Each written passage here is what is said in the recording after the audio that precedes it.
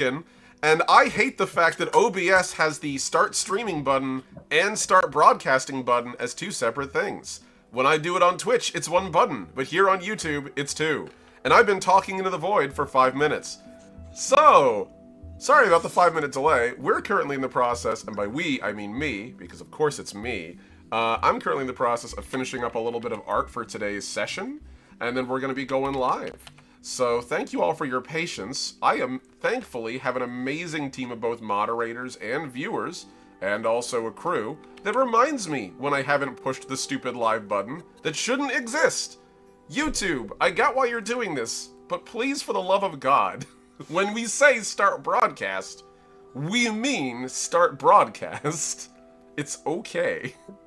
Anyway, we had a whole conversation about why profanity should be carefully policed by us in the first few minutes of a YouTube video so we don't immediately get hosed. So, reset the times, everybody. Yep. There we go. Beep. I promise I was actually on time today. I was on time today. And then I wasn't on time because of that stupid thing. That stupid feature. Why? Oh, goodness. Alright, well, no, it's on me. It's on me. It's always on me. No, it's on YouTube for, well, OBS for being inconsistent amongst streaming platforms for no real reason. Yeah, in fact, also just bad UI design. Well, yeah, I mean, like, okay, so I will give them this. It's not just them that's at fault in this case. It is absolutely me. I'm finding every excuse to not blame myself, like a good creative. But in truth, the reality is that, like, most of the streaming platforms have serious inconsistencies themselves. So, like, it's not like they're all obeying the same system. I used to work in, I very briefly used to do college radio, very briefly. It wasn't even my college, for the record. When I was in Orlando, there was a little college nearby that one of my friends went to, and he's like, hey, he had a radio show in the evening. He's like, I would like a co-host. I'm like, I don't go to Rollins College. Is it okay for me to come on with you? And he's like, yeah. What are they gonna do? Keep you off the radio because you're not a paying student? You're fine. So I did Talk Nerdy to Me for several years as one of the hosts. I love that. That is the most wonderful name for something. Yes, absolutely. That is delightful. It was great. All we did was basically play chiptunes and just chat. But primarily it was just playing chiptunes because it was college radio. They didn't really want, like... They don't really want, like, talk radio on the college. Which I get it. But I gotta tell you, that was easier than streaming nowadays is, because it was simply just, are you broadcasting? Is the mic hot? Okay, when the mic is hot, it's spitting out radio waves, and everyone can hear you. It was really that easy. And nowadays, there's like, okay, first, are you broadcasting? Alright, you're broadcasting now? Cool. Next, are you streaming first? Cool. That means the data stream is active. Next, are you broadcasting? That means that the broadcast is actually recording. And it's like, it's one of those things that's just, there's a million steps. And God forbid if you're one of those creators who actually does, like, the recording to, like, not YouTube, but, like, simultaneously recording so you could use it later. I don't know how people's computers can handle that, except their computers are better than mine. I'm poor. I am using this to fill the void while I do art. Can you tell? Can you tell I'm using this to distract? Like, we if you need, we can talk or do art. Like yeah, you just handle it so well. We're just leaving you to it. Right. I mean, it's not like this isn't my usual fare. Anyone who actually watches me over on my other channel knows this is like 90% of what I do. Here we Wait, we're live? Yes. Yes. Since when? Damn it, I didn't know. Don't be a troll, Paul. Just I because would you can. never. Also, It's I a would default never. It's a slipper setting. gang. Ah! Slippers. I was delighted because these are new slippers, and yesterday one went missing, and we looked everywhere for him. I'm like, I'm sure this dog here, because he likes to pick up and bring you things when you get home. Like he must have picked up and brought it to me, but I don't know. He dropped it down the back of the sofa. Ow. That'll do it. I spent last night walking everywhere like, why can't I see it? Why can't it must be? It's supposed to be here. Why I can't see it? Where did it go? Ooh. That Look at is- I found it for you. That This is is such a... exactly why with 3 spaniels my dad has no sofas against walls. Mm. Yeah. There's always a space that you can easily see behind them. One of my favourite things I have in my house at the minute is a little barrier between the gap between the sofa and the floor, because all the tennis balls would roll under there. And the dogs be like, Father, hello, I've lost my ball. I do not know where it has gone. Like, Alas. at least once a day I'd be climbing under there, whereas now it's got like a little barrier. It's wonderful. Bounce back. It's How one do of you those... feel like it'd be the second best thing in the house behind this barrier? As you just said, that's the best thing in the house. It's one of those crazy things when you think about that we took these creatures that can detect mice underneath like sheets of ice and track animals for hundreds of miles or at least like dozens of miles in certain instances. And then now we've bred them to the point where they like, oh, I don't know where that ball went. I just had it. No object permanence. Yeah, exactly. Yeah, it depends on the. With our 3, it depends on the dog. You know, you do the whole fake throw. Loki might fall for it once, maybe, but after that, he is laser focused. You'll not trick him. Jackson doesn't care. Darcy, you can do it 10 times in a row, and she's still like, where'd it go? Missing. I enjoy. Mystery. To be fair, she's the dog who she can watch the Loki and Leah's be on the bed. She'll watch you put a blanket over them, and she's like, brother gone. I'm gonna sit there now. Oh, this bed's awful lumpy. And it's like you've just watched. He's not missing. She's like gone. I'm sorry, brother. I do not know where you have gone. You must have disappeared. It's unconcerned. I mean, that is how that goes, though, with dogs. Especially, like, they just like sitting on each other, too, I notice. Which is fine when they're, like, you know, small. But when it's like, you know, oh, hey, the Great Dane's like, oh, Dachshund, you're adorable. I'm gonna sit with you. And then you hear, like, a squeak as the Dachshund just disappears, and you're like, buddy, no, you gotta be more aware of your size. This is not a... you know, it's like occasionally... I had this friend once. Colossal man back in Orlando. And this guy would occasionally be like, oh, yes, and every once in a while, like, just for fun, you know, my partner sits on my lap. And I'm like, oh, that's cute. And he's like, I want to do that one day. And I'm like, buddy, you're like 300 pounds. She's like maybe 110 wet. There's no way. You'll break her in half. You gotta, no, I'm sorry. I know the dream is sweet, but, like, please don't kill your wife. So no, I know what that's like. Sometimes just you need the reminder. Okay, I think I got this. I think after a fair bit of, like, work, I finally have it. I thank everyone for being patient with me on this, as usual. It does not need to be perfect, it just needs to be done. It just needs It to be absolutely done. does. If there's a single error, I will flame you for Yeah. You delayed stream for this garbage, and I'll go crying off into the night. That angle is not 45 degrees. It's 44. How dare you? I don't see a Caravaggio here. I'm gonna wait for you to go back to the drawing board and fix it. We were just actually... Picasso would spit upon you. I mean, Picasso was a womanizer, so I don't give a shit. Listen, I don't know many artists, okay? It was like... No, he was an incredibly talented man who was also a piece of shit and had a lot of issues and deserved therapy and didn't get it because he didn't want it because he was a misogynist. So, yeah, no, it's cool. It's cool. He was a piece of shit. That's all you need to know. Most artists are, you know, products of their time. No shame. Shame for him, though. Even in his era, he was a bit of a piece of shit, so... Okay, I got it. I've got it! Let's fucking go! You did it. Paul, Paul, have you got eyes on Loki? Yeah, he's destroying the box. Okay, fine. Perfect. Alright. I can just hear the sounds of destruction happening, and I'm like... Yeah, it's like he's telling me, he's looking at me and then destroying it. Like, are you going to do something, Clara? Like, no, I don't care about that box. I know, but yeah, it's because we've got there's a lot of stuff, because obviously we're now packing, so there's loads of stuff around that isn't really stuff he's meant to have access to. Look at him. Adorable. And I'm just worried he's going to destroy something important. I mean, I'm slightly annoyed he's making a mess in a room already messy, but yeah. Okay, I can close this. Finally, the deed is done. I'm good. I am pleased. Haha! Hooray! And now I can just quickly upload this and be completely ready to go. I appreciate everyone's patience. Thank you. Did I put it in here or did I? As I open this I up. mean, I love how you're like, oh, it must have been. Okay, I have to get this done, and like, oh my god, and like you panic, and then 5 minutes later you have an actual finished piece, and it's like, okay.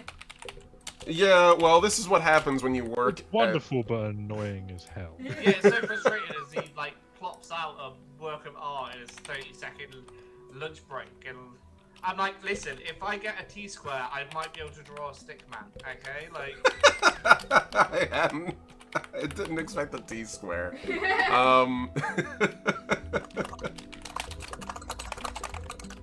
Okay. You're so proud of yourself, Loki, for destroying a cardboard box. Well done. Should be. What a sweet boy. To be fair, like he is the one who shreds our cardboard so it can go in. It all fits in the And Exactly, any yeah. political letters we get who we don't agree with. Yes, that too. I mean, that's like everyone here. So, yeah, no, you're good. I get that. Okay. Without further ado, my friends, it is time to go live. Thank you all for your patience. Hello, Voyagers. I am the last Omnitech, your favorite robot American. I am done procrastinating, and this is Legacy First Flight, our fast and light tale in the world of tomorrow. I want to thank everyone for tuning in, and for all of our new viewers, hello, I hope you're doing well.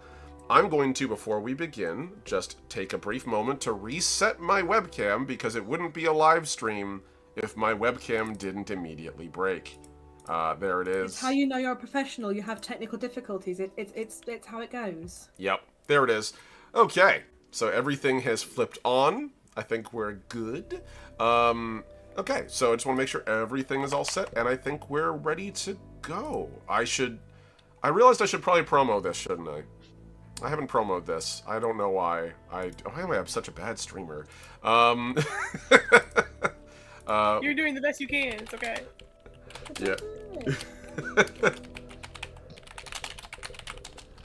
Alright, I'm just gonna say live on Unicorn Head Studios right now. And I ask my amazing players, please do me a favor and promo me. Like, I posted something on Blue Sky, reblog that for me, please. That would make my life easier. Else. I don't think it works if we're telling people to watch Omni on Omni's videos, because they're You know what? Here. This is for when this video circulates. Okay, it's not about just here. Okay, when it goes viral. Yeah, come here live. So this is my amazing crew, who I am genuinely grateful for, and they just make me so freaking happy. So let's just take a little moment to say hi, everybody. Let's all go through, introduce ourselves, and who wants to do a good recap, because we're going to do the same thing we did last time, which extra experience at the end of the session for a good recap. And also this is a good chance for me to get an audio check from everybody, which I realized we could have done while I was doing all that art. But I was hyper-focused on the art. So You can't art and audio check. You was doing something already. yes, that is fair. So then, who wants to go? Because my audio check is fine. I can see my audio. I can give it a crack shot. At least tell you what my character did. Didn't really care about the rest. Sure. Do we introduce ourselves as well? You want that? Yeah, please. Cool. So, my name is Paul, aka AmSanD20. I am playing Louis, the pilot, the jockey, jockey Sylph. So close. Last session, I was meeting a bunch of people and making friends with them.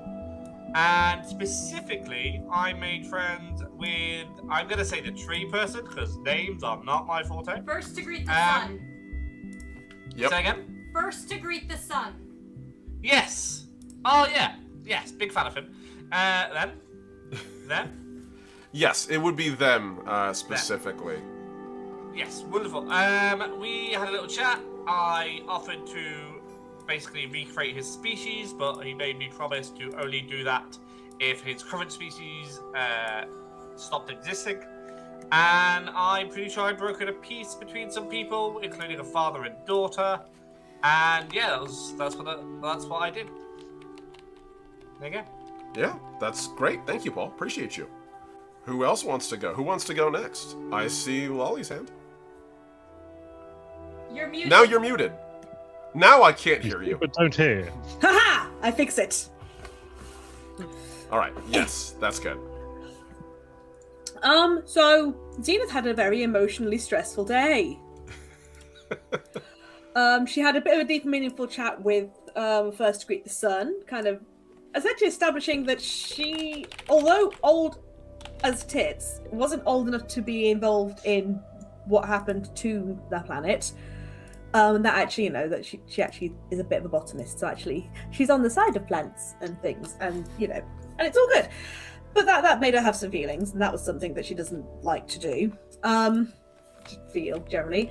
And then there was a point where, after First Meet the Sun kind of had a word with Edu and discussed what was going on, said, right, that's fine, we can intervene and get rid of these other invaders, and just did, in spectacular plant fashion, got rid of them.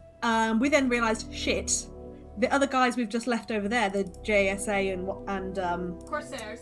Attore, Yep. might not have been clued in that was going to happen and might now be freaking out. So some of us, not a negotiator, by the way, some of us ran to try and deal with that situation and had to kind of do a bit of a talk the situation down, during which Zenith got a bit frantic and there was a bit of shouting and emotions ran a bit high.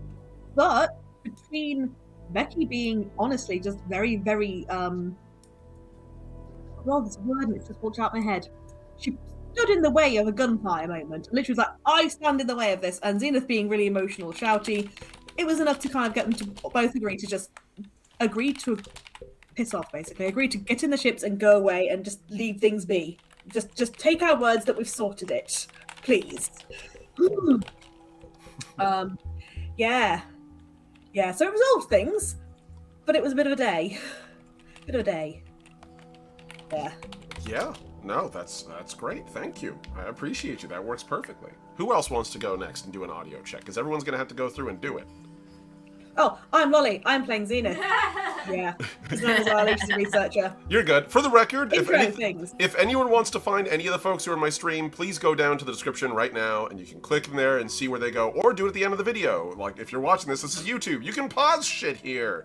And if you're watching it live, do it at the end, please. Likewise, also, please do me a favor. We're a small channel. Like, subscribe, hit that like button, slap it around a little bit, grab the bell and ring it so everyone in town hears. But you guys know the drill. It's YouTube. It doesn't like new people, and we're a very, very, very small channel. So anything you can do to help us grow is appreciated. Who wants to go next? I think I'll go. Hi, everyone. Hello. I'm JJ and I play Maya. I'm trying to think. I think my character, real talk, my character pretty much chilled last session. Like, she was just chilling. Everything was going on chaotic, and then Maya's like checked out. Yeah. Let's see. We found, First to Greet the Sun. Just basically talked about, okay, are we going to turn this planet on? We're going to leave it off. What are we doing here? Mostly just like, Amaya was mostly just in the conversation to like, I guess, hash out some of the finer details. Like, what do you need? Do you need backup? Do you not need backup? And then First to Greet the Sun was basically like, I will rock this whole planet. We're like, oh, okay, well, damn, all right, our bad. Like, we'll just go about our business. That's okay. So then, let's see, went back. I kind of just hung out and chilled, speaking, and then, there was chaos afoot some ways away, and so then I had to, like, sprint, jog, jelly my way over there, and that's what I did. And then by the time I got there, the problem was resolved, so I was just like, I could have just stayed where I was at, because y'all did a great job. Chaotic, but a great job nonetheless, I mean, Amaya kicked butt as our translator. Like, without Amaya, that would not have gone as smooth as it did. That's I mean, true. yeah, I forgot that Zenith Maya and created Zenith the were like, program, but it was based off Yeah. of what was already happening. So. yes. Zenith and Amaya were having a rave with first greet the sun, and we translated that that rave into I guess proper, a common language, if you will, for the rest of the Voyagers. So that was fun. That was actually pretty fun. I just imagine it. Yeah. Rainbow rave, amazing. I mean, Love they do that. communicate with color. After all, it's Yes, a plant. love that. Like, what? Exactly. Color me. Plants, Do it. yeah, plants interact with the light. That's the They first do. thing they really do. So, like, it makes sense they talk with light. Yes. And you crushed it. Really, like, between you and Zenith figuring out, like, a way to communicate, I'm not gonna lie, I was figuring out how you guys were gonna pantomime with a tree. And then you guys rolled high enough to, like, actually work it out on your own. So that was delightful. Mm-hmm. I'm very glad about Wait, that. that is something we missed out on? That would have been so much fun! For whom? It just Right. We're just. Would have been tough. It would have been tough. We would have gotten there, but, like, it would have been tough. Would have been very brutal, I think. But yeah. So that's pretty much what happened as far as my character last. Fair enough. That's last great. session. Thank you. Anyone else have anything that they want to contribute? Bond, do you want to do me a favor and at least do an audio check for me quickly? I love you very much, and I play Becky. That works, yeah. Okay. Now, again, this is something that we have talked about before in the past. For those of you who are new to our channel, hi, I'm poor, and we work out of a very small space that isn't very optimal. So as a result, my amazing wife here, who plays Becky Booker, has to, in fact, use the same boom mic, basically, that I have. If we had a bigger house, we could do this from different rooms, but we don't. If she was up in the loft, we'd hear an echo of her, and we tried that multiple times. So hopefully we can fix that in the future. But until such time as we move, or we see if that other mic works, this is the best we got. So please, turn up your mics as best as possible. Everyone else, please don't shout over her. You guys know the drills already. And so, I feel like with that, yeah, you guys did a pretty good job of summarizing what's been happening. Our players just got done with a very tense negotiation on a world after uncovering a hidden mystery, namely an entirely, what was expected to be an extinct species, known as the Verasi, have in fact endured on a world where primarily they thought only the corpses of their ancient trees lived. And so, after having re-emerged and helped contain a growing fascist takeover, literally an invasion of a fascist empire on the world, they more or less made their peace with all the factions on the world and left. But not before handling a very tense standoff that could have been very lethal. For the record, that would have been very lethal had it not been handled by the party. So well done. Lethal for them. I never specified. Oh, also, a quick little note for those of you guys who've been following us for a while. You'll notice on the other side, I have to figure out which way my camera is facing because it's mirrored. On the other side over there, you will notice that we now have a window for dice rolling. That's right, we finally have a dice roller in the game. It took forever, but we're here, and I'm happy about it. So anytime you guys see dice get rolled, you'll see the result actually pop up on screen. Finally. Does that mean you don't want me to roll physical dice anymore? I would prefer you to roll the digital dice. I know you like your dice, but you make me roll digital dice every time we play Blades in the Dark. And those dice hate me. So you roll digital dice today. Those dice hate me. Big Mac Math Rocks. No. They hate Omni healing himself. He's got a point. Yeah, no, I was gonna The say. revenge is crazy. Yeah, I was gonna say, I literally had not rolled over. I had to actually I had to overstress in Blades in the Dark and get a derangement to finally de-stress. That's how bad my dice have been on that dice roller. Now, when I'm doing stuff in actual game, I kick ass. Trying to not die out of game. No, those dice hate me. So yes, we'll be using the Roll20 dice roller moving forward. Although, if you can turn a camera on your pretty math rocks, maybe we can talk about that for big rolls. I would be okay with that. But the point is, I want my audience to be able to see what you've rolled. So. Also, Mognir is like one of the coolest design characters. Mognir is pretty cool. Huzzah. That's great. It looks perfect. And the best part is the dice show up on the table, too, which is good. So, they get it both ways. You guys get the dice that we roll here, and you also get the little dice roll on the top left. All right. So, I have delayed enough, I think. Dare I say, I have delayed enough. So, let us begin. At the end of our last session, you guys sort of took your time, and at the end of the last session, you sort of just had a good time relaxing, resting, getting your rewards. Does everyone remember the rewards they got from last session? It should be in the current party loot pool, I believe. We got a interesting long stick. Yes, you did. Wait, I can even tell you what it does. I believe when you hit somebody with it, it does continuous stab damage over time, and that stab damage increases over time. Pretty much, yeah, more or less. So I actually listened really well last session. I'm on a roll. I do appreciate it. Truly, I do. It does mean a lot, actually. And yes, you guys got a new relic weapon known as a Felling Thorn, which is a Verassi one-handed weapon, basically a sword, surprisingly effective. And it does have the ability, once it's planted in somebody, to actually grow and root them to the spot while it slowly and steadily invades their body, progressively murdering them and choking them with invasive vines. It's a horrifying weapon, and very cool, very rare. Like, if the other weapon you guys have, Sunrise at Midnight, is a relic in the sense that it's like an old historical item. Sure, important, absolutely relevant. Don't ever let me talk bad about it. But that shit you could theoretically find somewhere at auction. Like, if some museum piece, like, exists, you could find Sunrise at Midnight. The Felling Thorn? No, man. That's literally given to you by an ancient species that's long dead. Like, that is the rarest thing possible.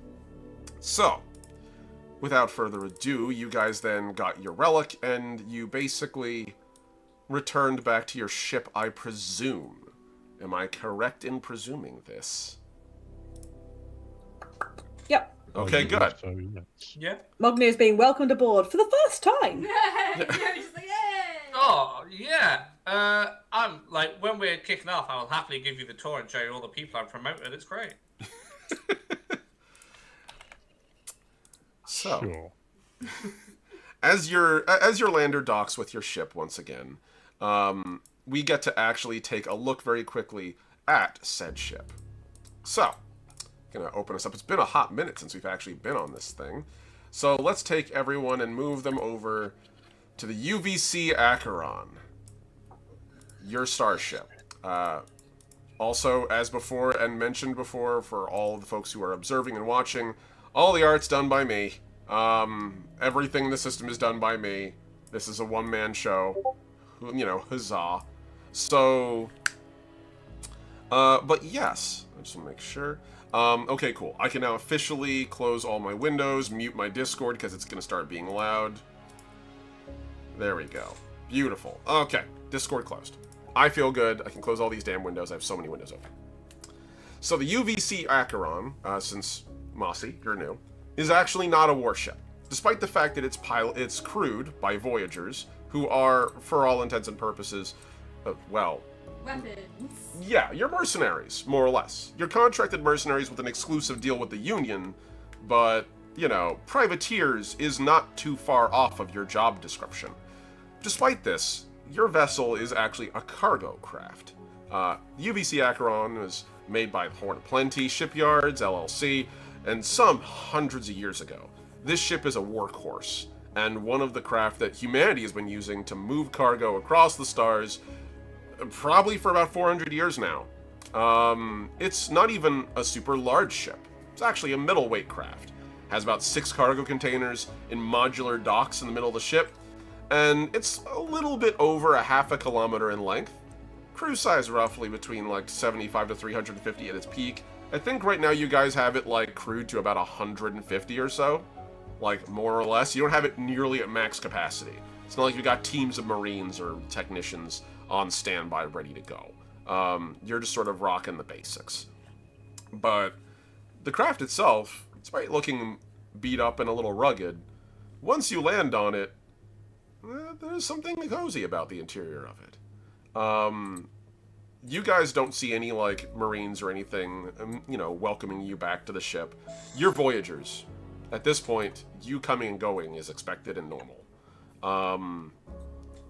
And you have the run of the ship to yourselves. There is a mess hall area, which is kind of like a cafeteria. The bridge, which is sort of a large Star Trek The Next Generation Enterprise-style sloping bridge designed to be navigated about. It's not quite as graceful, it's a little more industrial. So I guess closer to the Pillar of Autumn from Halo. This big, heavy thing with, like, very clearly outlaid walkways designed to be traversed, but it's actually, like, filled with technology and instrumentation. There's also a large engineering section, as well as also each of you has quarters. Mognir, you have a quarter as well, since the prior occupant has moved on. They're currently staying on the planet in order to help defend it. And so now, you have an empty space. But as everyone gets aboard, what are you all doing? I'm gonna give Mognir the worst tour of this ship absolutely possible. With his quarters last, I'm gonna be like, yeah, so this is like the bridge. Terrible name for a because it doesn't even go over any water at all. I don't know why it's called a bridge. Right, bridges typically go over things, but this is where people sit. I don't think we really have a captain, so to speak, so whoever gets here first just sits at the center. I'm not really sure. As you say that, like, sitting at the helm of the ship, or I should say sitting really in the captain's chair, is the click Shiara Mumathan, the captain of the ship. We know it's more like a democracy type thing. Like, yes, they're the captain, but we tell them where to go and whatnot. So really, we're the real captains. They just run the ship. She gives you this, like, acidy look as this, like, old click just sort of sours up and goes, Louis. Yeah. You have contracted my ship for the Union, and it's a privilege to shuttle around Voyagers. But if you tell me again, or anyone else on this ship, that there is no captain, I will throw you out of it. So there's some debate about who the captain is. It's a matter for another day. You're going to want to go now. Then she gestures towards the door with the fin. The vessel. You gave me some fright. It's not really a cook either. So this is a mess hall. This is where we all eat. This is very nice. Though it's kind of like very high schooly. You've got all the different groups and everyone sits for themselves. I try and mingle best I can. Everyone loves me here. And then we've got quarters. This will be your quarter. We've got a 1 in 1 out system apparently. There is 5 quarters, which mathematically doesn't really make sense, I would admit. But yeah, if you want to make yourself at home, dinner is at like whenever we eat, because I don't know how time works in space because there's no sun. Or there is a sun, there's too many suns. I'm not really sure how the sun works in space. So... How does time work in space? So, question, was that actually above table? Or was that... a little bit. Okay, above table. Because so... Paul also doesn't know how time works in space. That's very valid, actually. So, very quickly to get you guys to know, like, how does time work in space? Simply put, time works in space by basically choosing a time to work around. So, for the most part, time is kept static based off of a time zone chosen from the Union. Specifically, one particular part of the Union, which is the capital, namely the Mantle is what it's called, which is a giant Dyson ring. And it's a Dyson ring that actually is like a proper Dyson ring. So we're not talking like Halo where it's big enough to like hang around a moon. No, this sits at 1 astronomical unit from its star, roughly the same orbital distance as Earth, but is a solid band around it. So that's literally hundreds, thousands of times the landmass and size of Earth, and thus thousands and thousands of time zones. So usually you choose one and use that as your anchoring time and then operate off of it, using quantum entanglement to sync your times together, because communication is instant. Yeah, Greenwich Mantle time, pretty much. For you guys, because you're Voyagers, you actually use the time zone of the Voyagers Tower, which is where Orin and his crew use. Like, that's basically what they use as their time zone. Likewise, time is also managed in shifts. So there's basically anywhere from, depending on the ship, 3 to 5 shifts that alternate over the course of the day. So that way there's a fresh crew always. One crew, for you guys it's 3. 1 crew at rest, 1 crew at work, 1 crew at sleep. And they alternate through over the course of the day so they don't, you know, go completely fucking insane. Or the ship literally is abandoned for like 1 period of the day. If that makes sense. So. Yeah, so all of that, because Louis didn't fully understand that when he was told when he first went into space. I'm only 23 years old. I've been in space for like a day compared to everybody else. I'm still stuck on 5 quarters, to be honest with you. The time zone thing is above my pay grade. I just turn up when Becky tells me to turn up. So what did you do before this then, Magnia? I hunted and killed large beasts on Sweet. my home world. I lived on an island. So samesies, really. I think I hear someone calling me. I'll be right. Yeah, I think I hear. I'll be right back. Get yourself set up. Make yourself comfortable. I'll be. Wow, that guy's intense. Paul, do me a favor. Take an extra moat. That was delightful. I love you. I love you too. Now I have to find my character sheet. I love the fact through the entirety of the terrible tour, the first words Mognier spoke was to answer the question right at the end there. The rest of it, he was silent through the entire thing. Honestly, I generally thought you were rapt with attention and was just so intently listening to the wonderful flow of information. He was taking on the tour and taking in the ship, not listening to a fucking word you were saying. Oh, well, that's... Probably the right move, because pretty much everything that Louis said was wrong. Except for the names of the actual locations. That was correct. Yes, but there is a cook. Likewise, also, there's actually 6 quarters, but you guys tend to use the 6th one for storage. Well, that's 1.5 ships, so that can't be right on me. That's just silly. We love you. We love Louis. We do. Louis is not here because he's a good guy. Louis is here because he's an excellent pilot. Oh, He's right. a great guy. I'm a good person. Wow. Wow. Guide That's with a D. I know I got guide. these big flappers and they get in the way of letters occasionally, but guide. I generally heard Louis is a terrible person. I'm like, what? What did I do? Louis is a delightful person. Guide. Where Oh would my we be God. without Okay, him? now I'm with you. That's fun. So, Mognier, Louis leaves you at, I'm going to focus on you first, because this is your first time on the ship. So, Louis leaves you at the entrance of basically, your room. So remember the way I mentioned that there's like these 6 large storage containers on the ship? Mm-hmm. So above each of those storage containers is actually kind of like a basically 2-story tall room, more or less. That originally the whole purpose of it was primarily for maintenance and accessing this, primarily to manage like the couples and that kind of thing.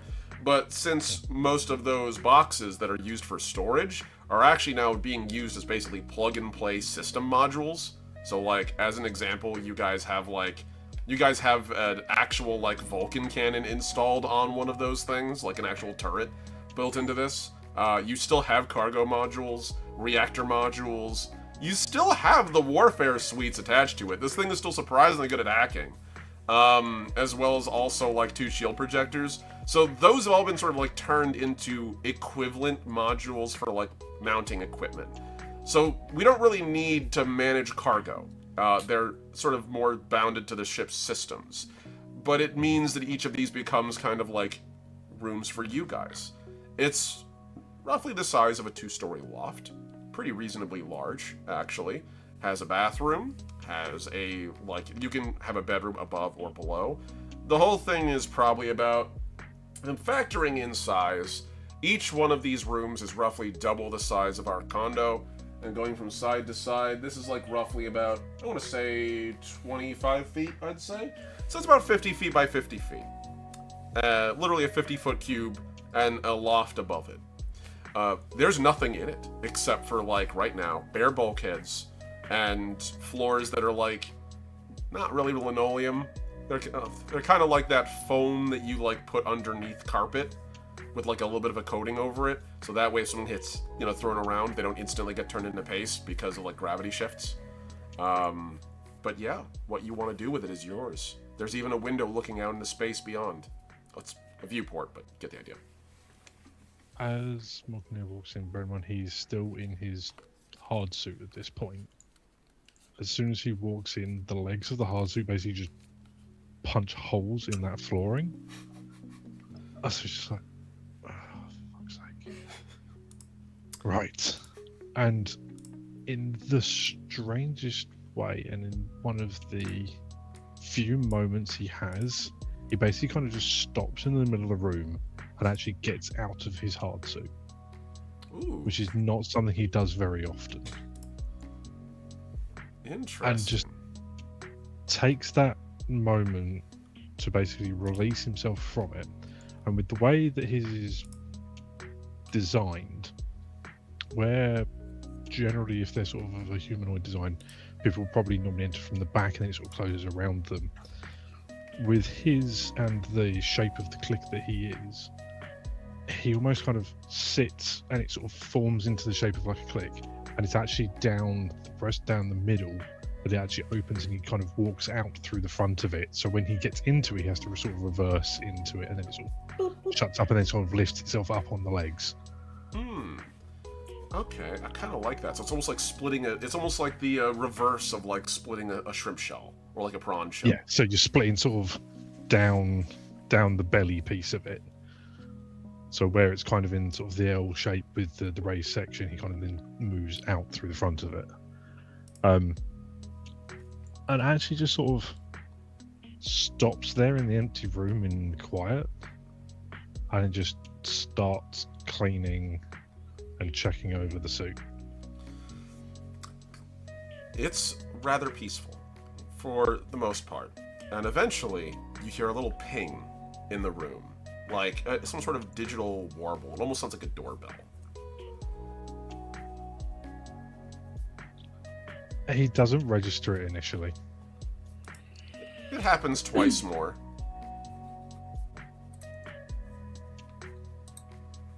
He's going to move to the door. Open the door. As you get towards the door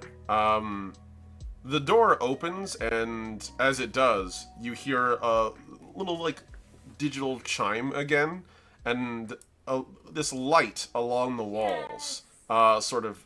You can see there's, like, these light strips that run along the walls, roughly about what would be human eye level, give or take. Again, human ship of old. And from it, a little bit of, like, a light projects off of it, and it's this little bright orange, like, it sort of looks like a diamond with triangles on the side, and the way that it moves, it's very clearly like a cartoonish kind of flame, with a pair of very bright yellow eyes that hover off of it.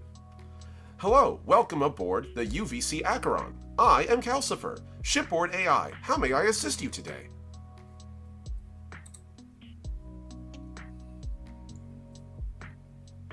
I don't need anything from you. Go away. I detected you working on your hard suit. We have an engineering bay. Would you like me to help introduce you to the staff there, or have some come visit you? Not at the moment. Very well. If you need me, please just feel free to ask. I can hear you anywhere in the ship. If you wish to silence me, or prevent me from monitoring the interior of your room, you can do that as well. Mute. There's a little blink, and Calcifer disappears. I was like, no. Close it, Papa. Close it. X. And he just Be goes gone, back to Clippy! the suit. Yeah. Reject all unnecessary cookies. Yeah, that's fine. Alright. Well, with that, we'll leave you to your stuff. I do want to know, because you'll have time, the ship does have a manufacturing forge on it, and you have, like, a stipend for, like, getting basic amenities. There's some bits that he wants to do, which I've already messaged you that he wants to sort of get sorted. But at the moment, it's unusual for him to be on a ship, not on a homeworld, and it's very odd for him to be in somewhere so peaceful and quiet. Because he's used to being on alert all of the time, and very rarely getting a chance to actually stop and breathe. Yeah. So he's kind of, I'm in a weird place with a lot of people I don't know, a lot of people I've only just met.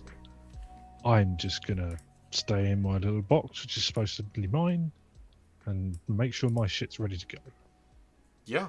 Because he's also thinking he's probably got an hour and then they're going to get redeployed. Because that's how it normally goes. Yeah. That's very valid. So, as you sort of get in there and get set up, everyone else, you all have a couple minutes to, like, go, wash up, get clean. You were just on a planet. It was very swampy. Even with your atmosphere, let's be real. There's no way you can't not get a little icky. But you all also are aware that since you just completed the mission, you likely need to check back in. Attore was your actual, like, mission, like, you know, liaison. So if you want, you can check back in with him. You also should check back in with Orin to let him know what was happening. Because very clearly, he worried enough about you guys to send a Voyager after you, looks at Mognir, and unless you want your crew to continue to get unnecessarily larger, you probably should tell him that you're okay. And Louis wanted to check in with Ara, right? Yes. I know everyone is going to have moments to do their thing, but first you're going to want to check in before you go and, you know, check in specifically with Orin first, and then from there you're going to want to check in with everyone else. You'll have time, but, like, the debrief is probably the most important thing to get done. So, also for the record, Mognir, you would be aware of this too. Like, Orin would be like, hey, after mission you will want to check in with me. Like, you guys have a very long leash, but it's still a leash, especially in this area. So like, we do actually have a manager. We are very much autonomous, but we do actually have a manager. Yeah. Technically. Yeah, There's basically. some discussion about whether or not we've got a captain as well, as well. Well, this is the thing. Well, this is where Mognir's thought pattern goes. Into the quarters, maintain your gear. You've got an hour. Be ready for wheels up. Mm-hmm. Report.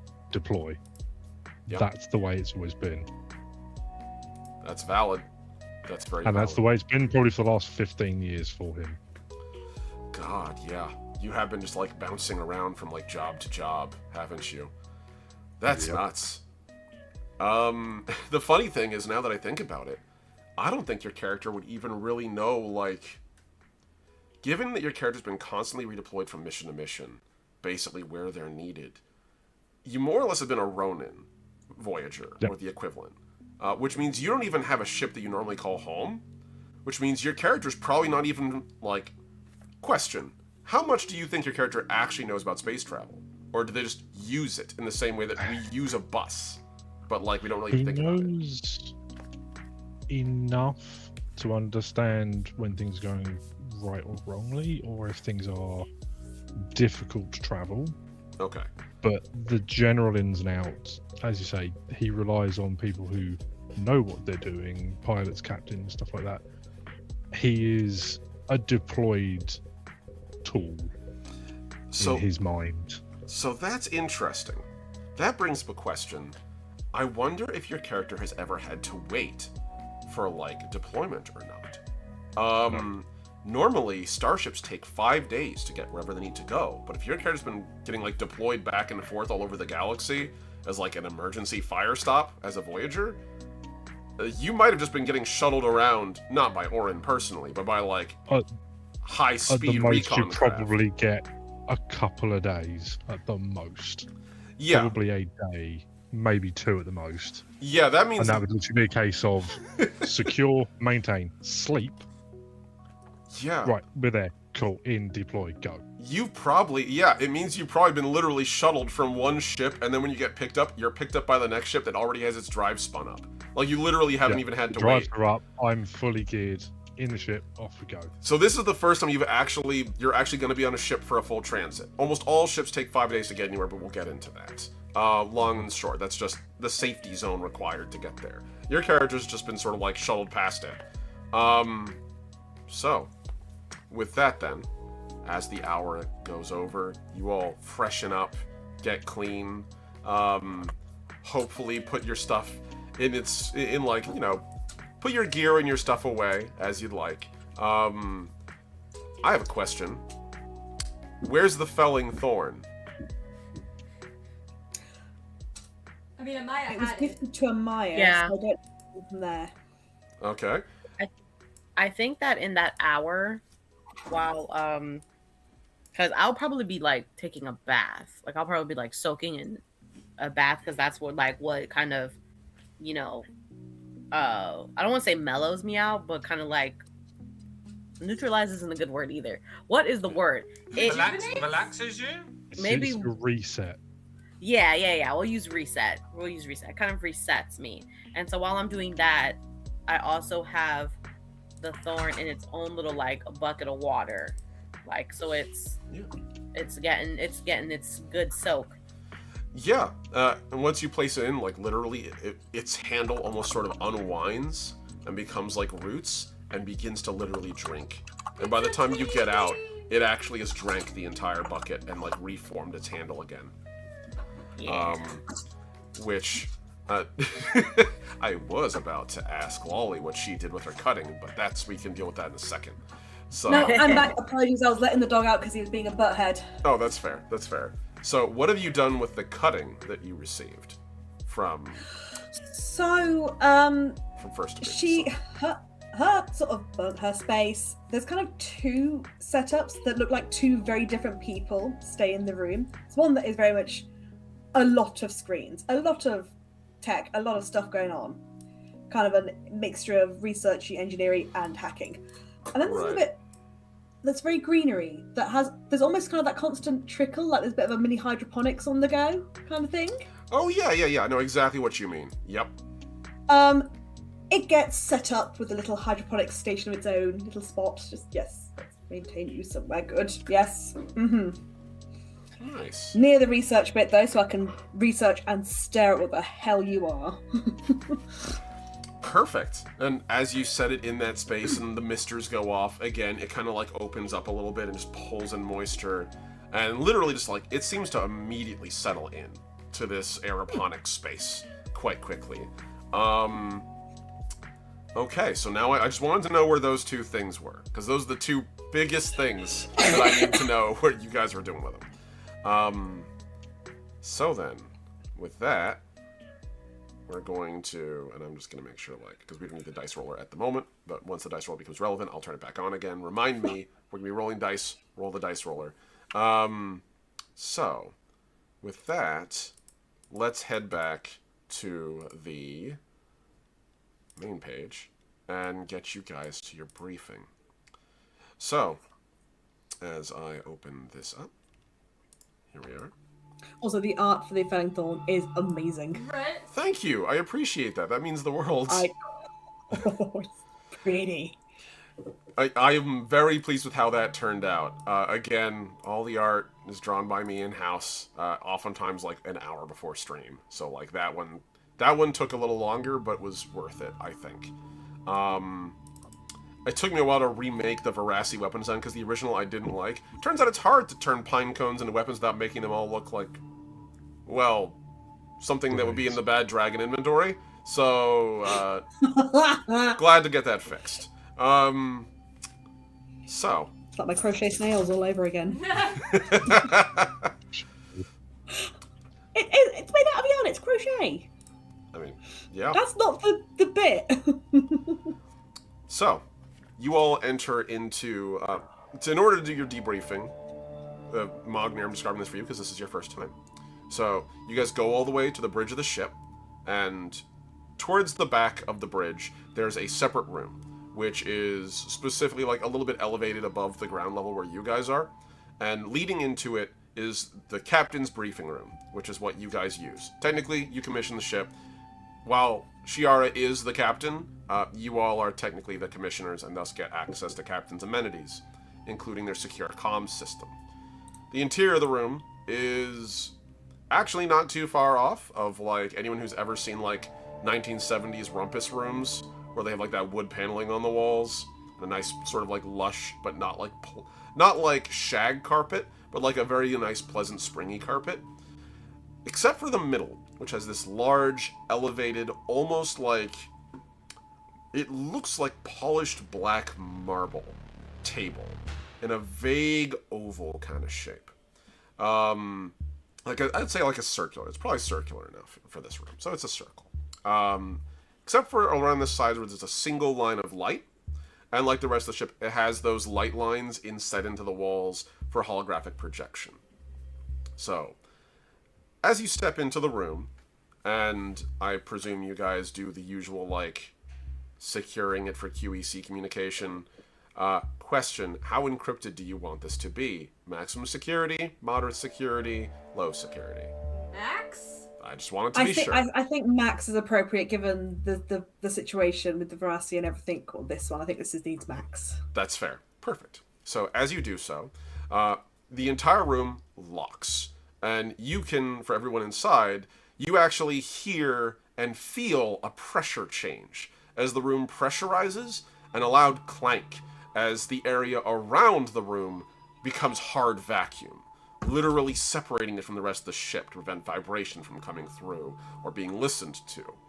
The light lines on the walls go from like a rather pleasant kind of like goldenrod, or like in certain instances blue, to like a solid, like almost blood red that casts the room into this very dark kind of like movie theater style lighting.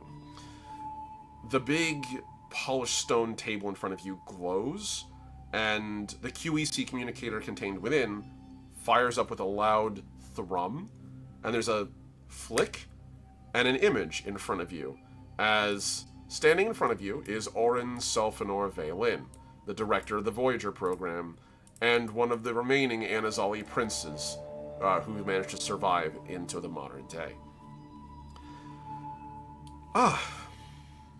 Forge Tender, welcome. I'm glad to see everything is all right. Mognir, glad to see you're okay. I trusted you were going to be fine with your landing, and I figured after that everything must be smooth sailing. Great shot, by the way. Oh, he controlled the descent more than I did. Mostly. She meant in terms of, like, he's a great shot. Mognir's a good shot. That's fair. I'm going to say that he misread it as you talking about him dropping him through orbit. So, then, what happened?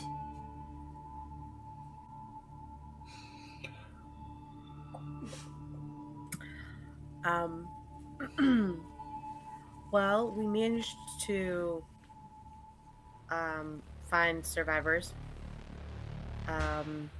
who happened to make contact with the Resurgency. And they essentially stopped all communication to the planet, and were fighting the Resurgency. We also came into contact with a being by the name of First to Greet the Sun. I believe you are familiar with said being.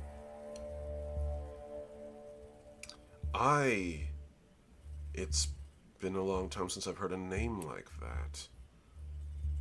Are you telling me that that's... And he pauses and just sort of like scratches his chin a little bit. So, there's a living Verasi on that world? There's more than one.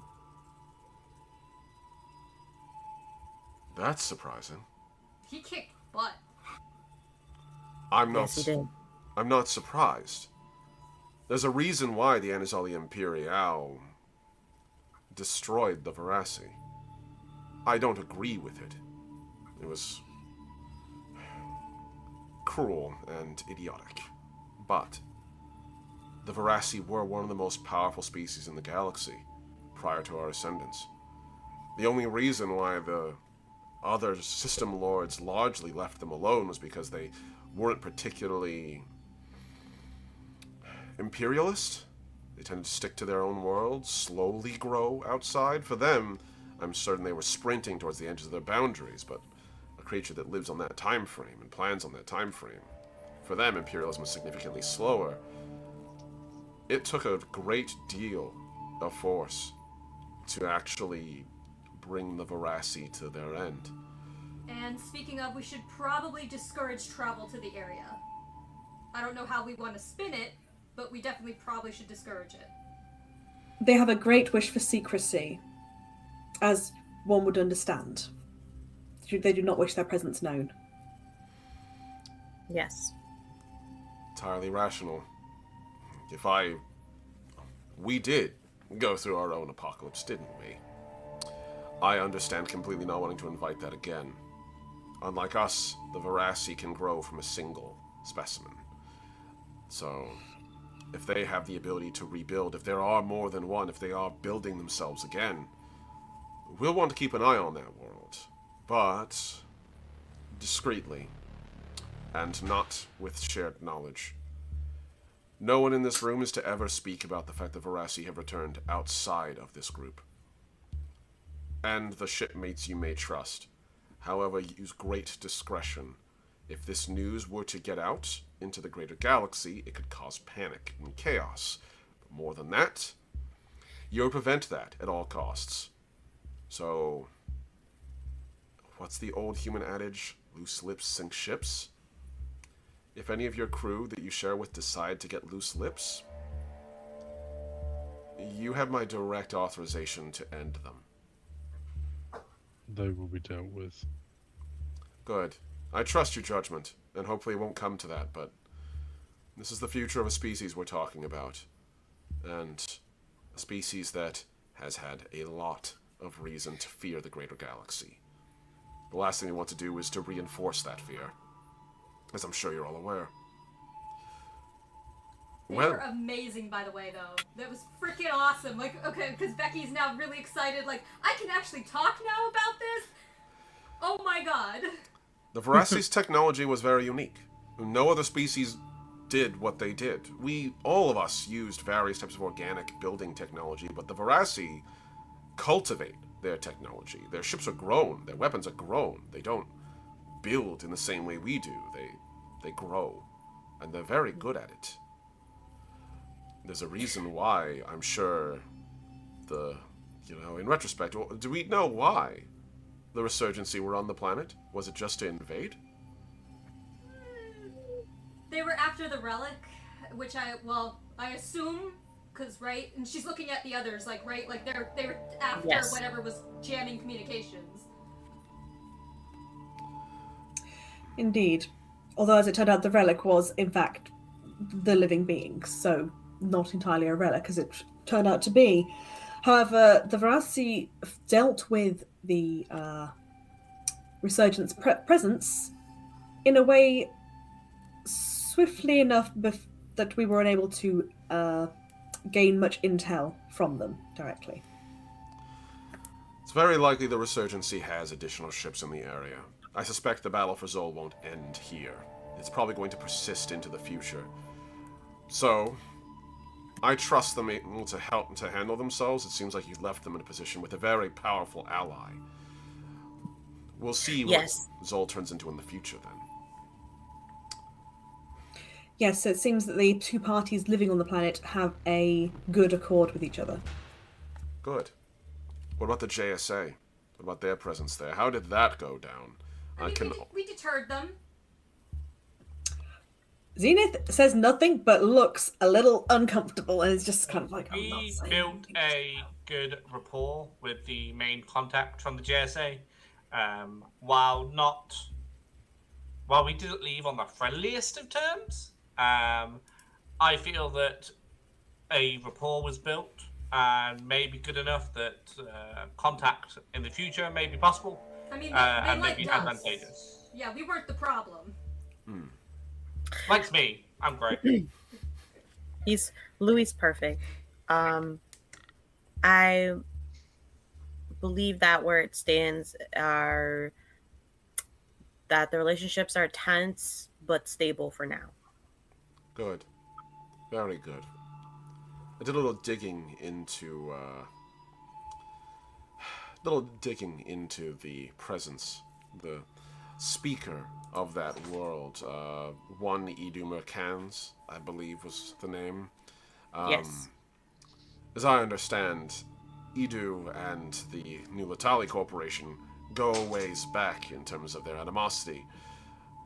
And it seems as though as if there's a significant amount of bad blood on both sides, so thank you for evading bloodshed on that world. I was worried when I heard that was the context of your mission. I trusted that... Well, actually, let me not lie about this. I didn't trust that the Common Oceans could handle this on their own. I believe Ettore is a competent and capable Corsair. I also believe Corsairs view the galaxy in terms of hammers and nails. And not a very useful skill set for brokering a tense situation. So thank you for handling that. The last thing we needed was a repeat of what occurred before for Edu and his family. And as far as we know, neither the JSA nor the Corsairs know of the Verasi. Good.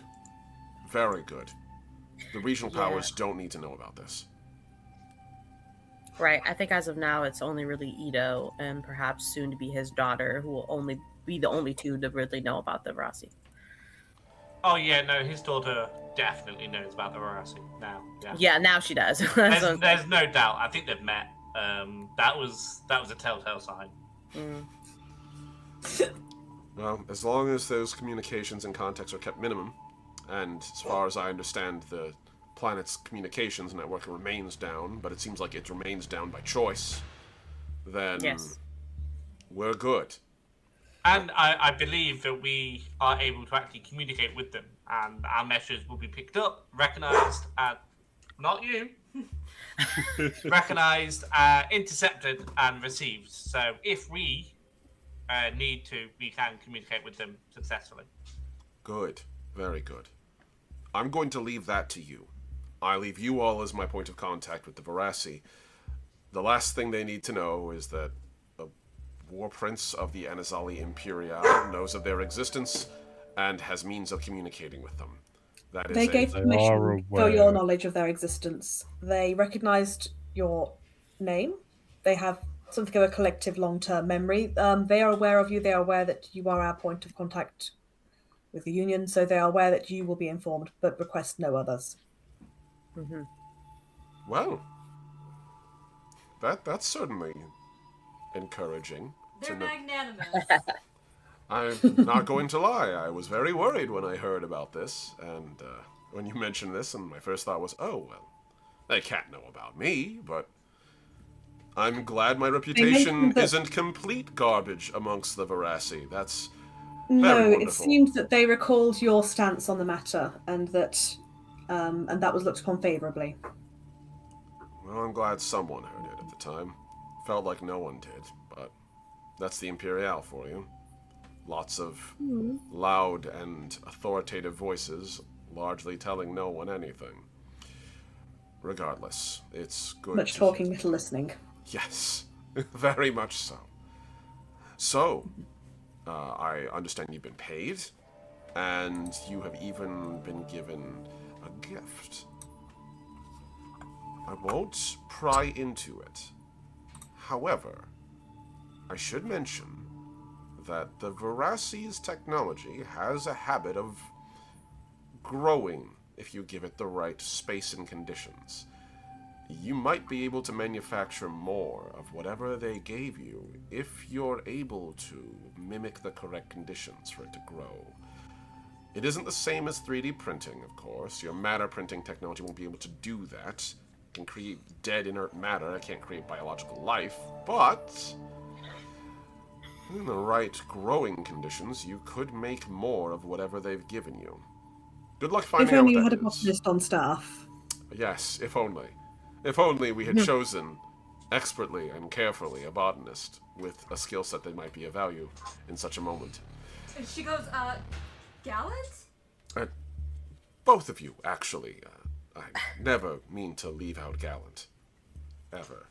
Is it worth scanning it for like microphones or recording equipment? I'm just wondering, it might be a plan.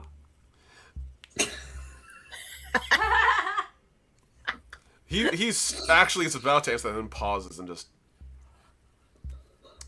Never change, Louis. Never change. You bring so much joy to my day-to-day.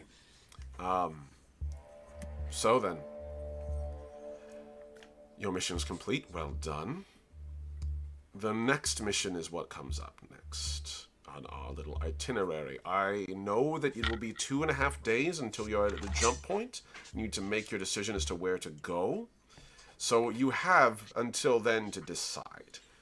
But as I understand, you do have 2 raiding requests for your services. I can give you a quick briefing on either one if you'd like. I mean, Becky will look to the others to be like, do we need this? No, I'm pretty sure we know what to expect, don't we? I feel like we have the files. Like, we can look through them at our own time. You do. Yeah. So.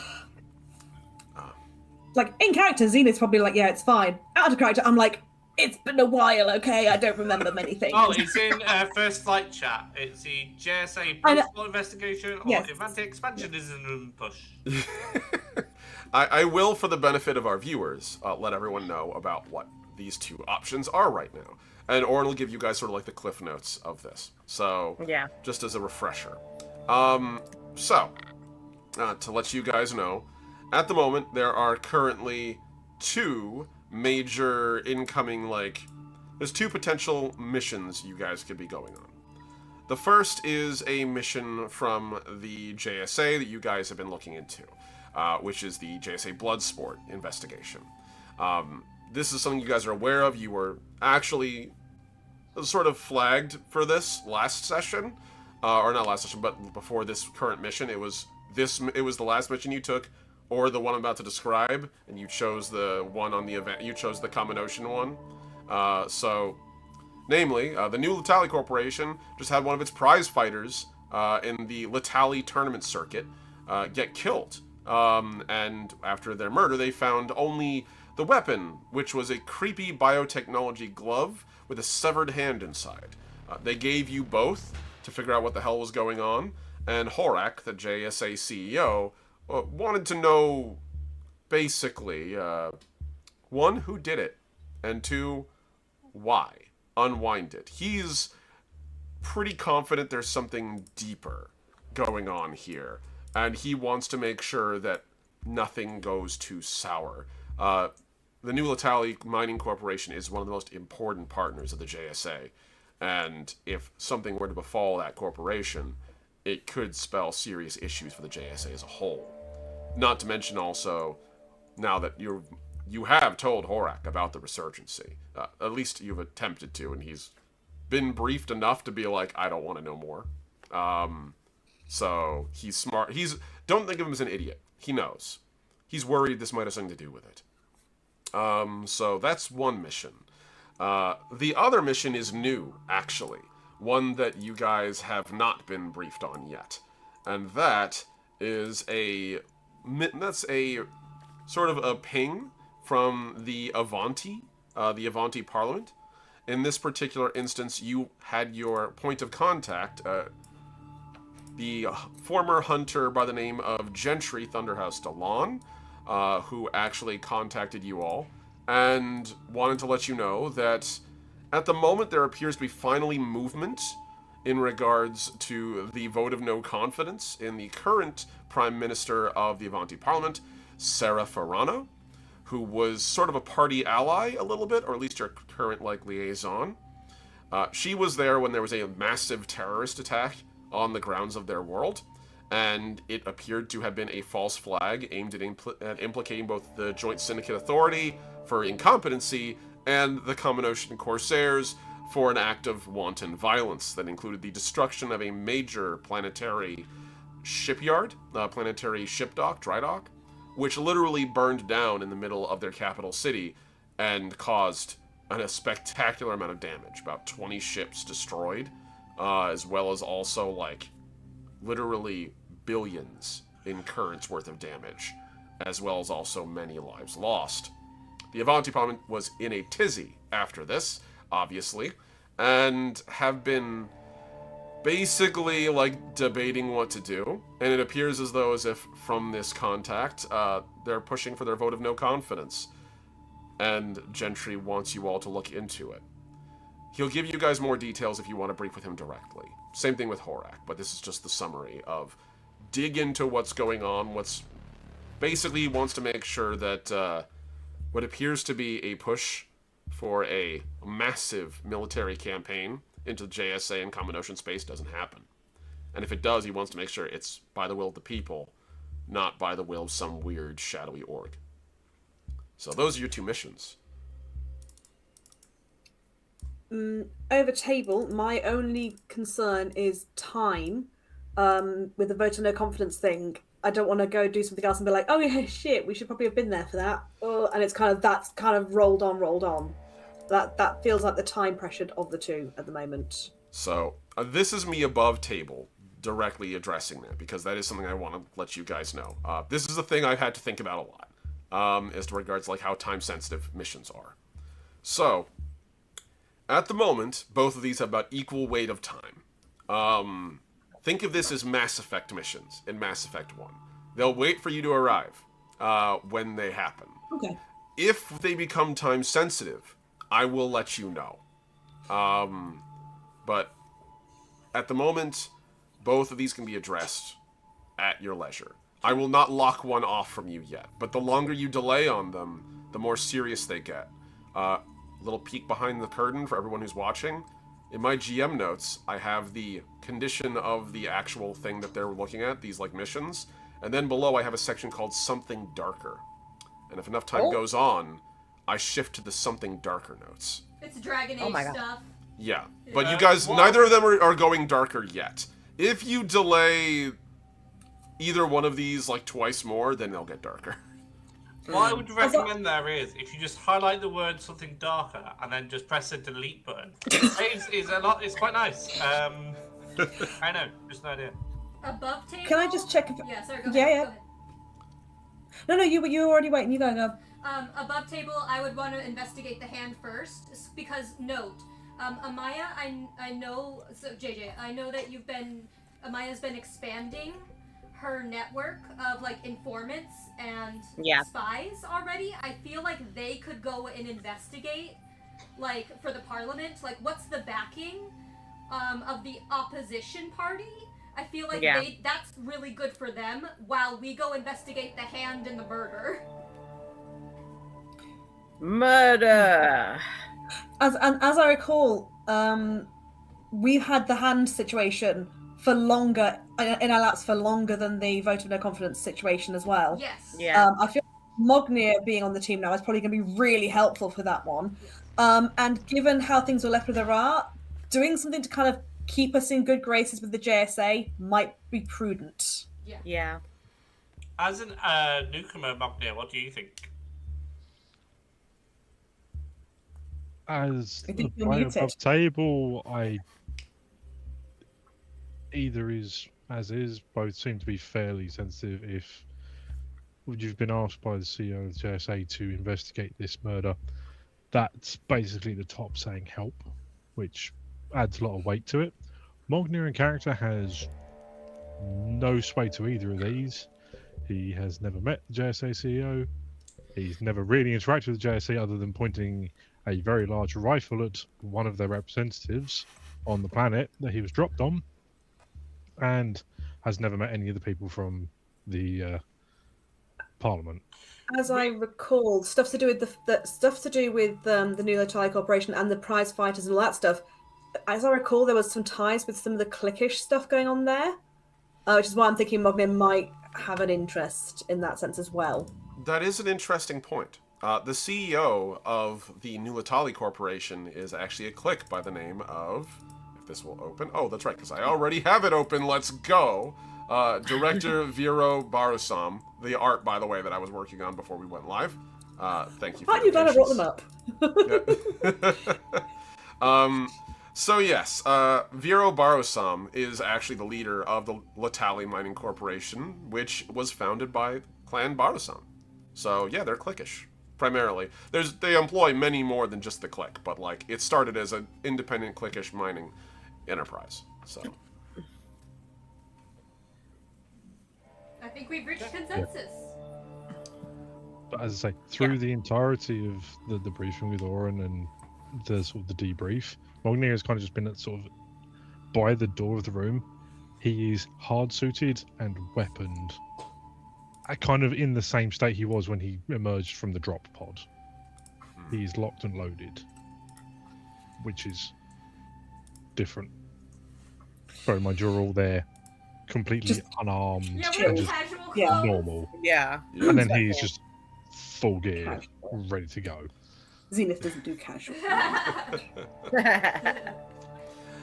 and I'm basically in a onesie at this point. Like, Why can I pick that I'm so... in my Udi, I'm in my pajamas. I'm like, yeah. Important question though. Would a onesie for a sylph have just a hole for a free bear tail, or would it include the tail? That's a great I question. never thought about that. No, I don't. No, I don't want. No, my tail is very sensitive. It doesn't like to be touched and whatnot. No, I would say there's a hole. Tail sock. Tail sock. That's possible. Tail sock is crazy. It's got like a piece, got a piece of I'd the probably tail. say like. It's like a choose. sleeve. You can choose. Like some of the Udis for us does have a tail sock, some don't. I've gone for don't. I like my tail to be free in the wind. I'm out here asking the important questions. Yeah. Yes. Um, It's like got the attachments on it, so you can put the sock on if you don't. Yeah, it's got like a little, like a Velcro thing, and like, Yeah. that's fine. I use mine for other things, like a lampshade or something. So, Wearing the tail like a long hat. So as you guys are discussing this, Oren just sort of shrugs. All right, Voyagers. So if that's the case, then it sounds like you've more or less decided already on pursuing the JSA mission. Excellent. If you'd like, I can set up communication with Horak anytime you'd like. I could just leave that to you, actually. You already have his contact information. I should be happy to give you any more details you might want, as technically at the beginning of a mission, usually they'll give you a deeper briefing. So, is there anything else you would all like from me before I go? If everyone else is done, I'd like to just talk to him alone.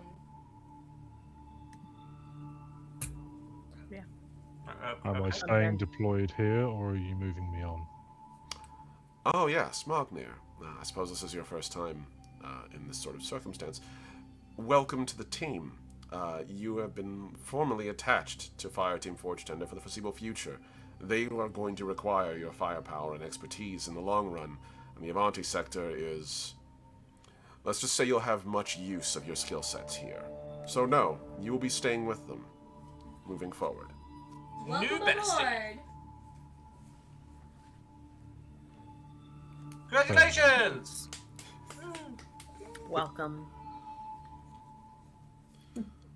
You might want You know to... what? I can tell he's excited. I can tell he's excited. I'll leave you to get unpacked, good sir. You will have plenty of time to get used to a more normalized circumstance. I assure you, you will have more instances to fight. The Evanti Sector is not peaceful. I already did unpack, maintained, and rearmed. Well, the good news is, because you're now on a starship and you're not being intercepted by another one, you actually get to experience space travel properly. Most starships take 5 days to reach anywhere they're going. My ship doesn't, because it's an Anazali skiff, and it's personally maintained, and frankly, I don't want anyone to get a hold of it. But, you on the other hand, because you're on a ship now that has a standardized spacefold drive, with a roughly 2.5 to 5 kilometer radius safety zone, it needs to travel about 2.5 days out before it spacefolds, and then it takes 2.5 days to arrive where it's going. So, between most of your missions, you're going to have 5 days off of downtime. Congratulations, you have a weekend now, Mognir. we could play, like, badminton or something. Having more than 2 days between missions is odd, and even that was rare. It's all right. We have karaoke tonight. We'll introduce you to some activities, okay? You actively see sort of the two main antennae kind of just, huh?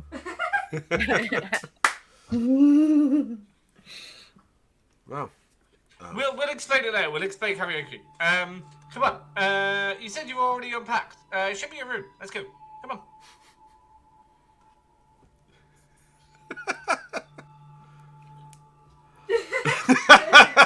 Mognia will leave wordlessly, head back towards where his quarters are. Six. Louis They're goes called with- six. There's six of them. There's six. If Louis goes there, when Mognia opens the door, it's exactly as it was before. It's completely empty because everything that he came on the ship with is currently on him. Repack is ready. Louis, help him decorate. That's a bump table. Nobody's actually. Yeah. Yeah. Oh, I will. I will. So, Above table, you can try.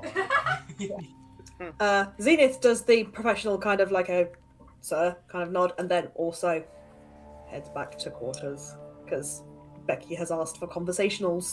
Yeah. Maya would leave back, go to her room,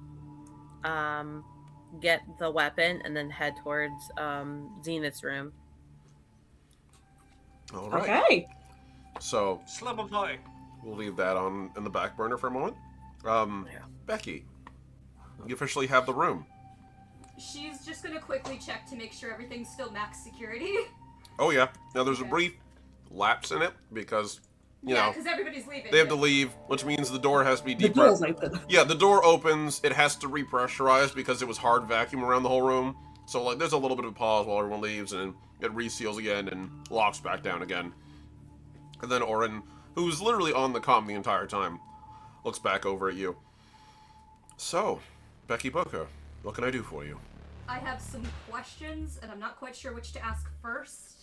And like, she actually pauses and just kind of like, Any So- question usually will do. fair.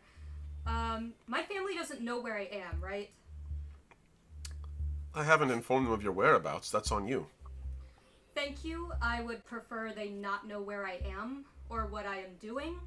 I would rather they think. And she just kind of laps that, like I'm not gonna get into it. She will immediately move on. So, you know what we're guarding, yes? Of course. Cool. So the reason why it responds to us, or at least initially, she's going to pull up like an image because she took it from Delenray, and show her genetic structure. She's gonna gesture towards it and be like, "How?" Orin's gonna lean in for a moment. Put that on the table, if you'd be so kind. And when you do, the table reads the object in question, which I'm guessing is like, you have like, your wrist links are designed to have like, Yeah, you can pull like out. take little chips off of them and put them down, they'll carry data. And so it reads it and begins to process it. Well, that's interesting. I had a feeling there was something going on there, but... You look at that. It's like looking in a mirror. A weird, warped, slightly mouthy mirror. Thanks. Not talking about you, Becky. I'm talking about an old friend. So...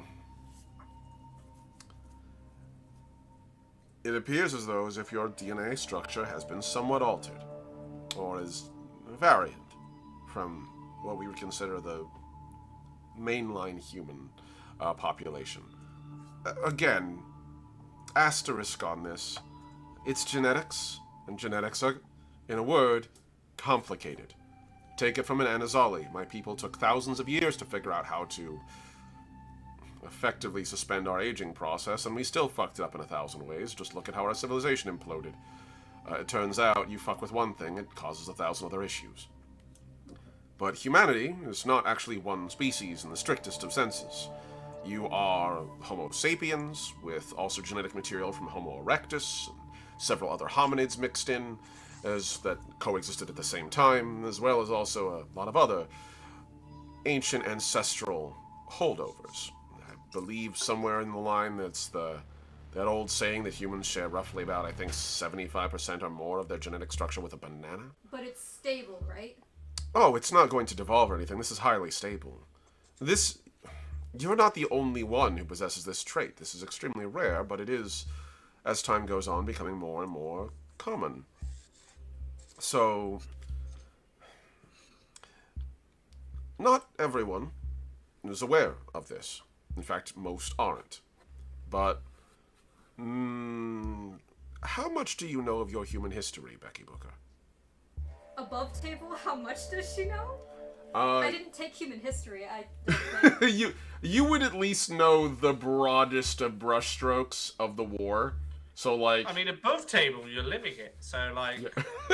Well, this is, like, There's a future, few hundred so... years between now and then. Yeah.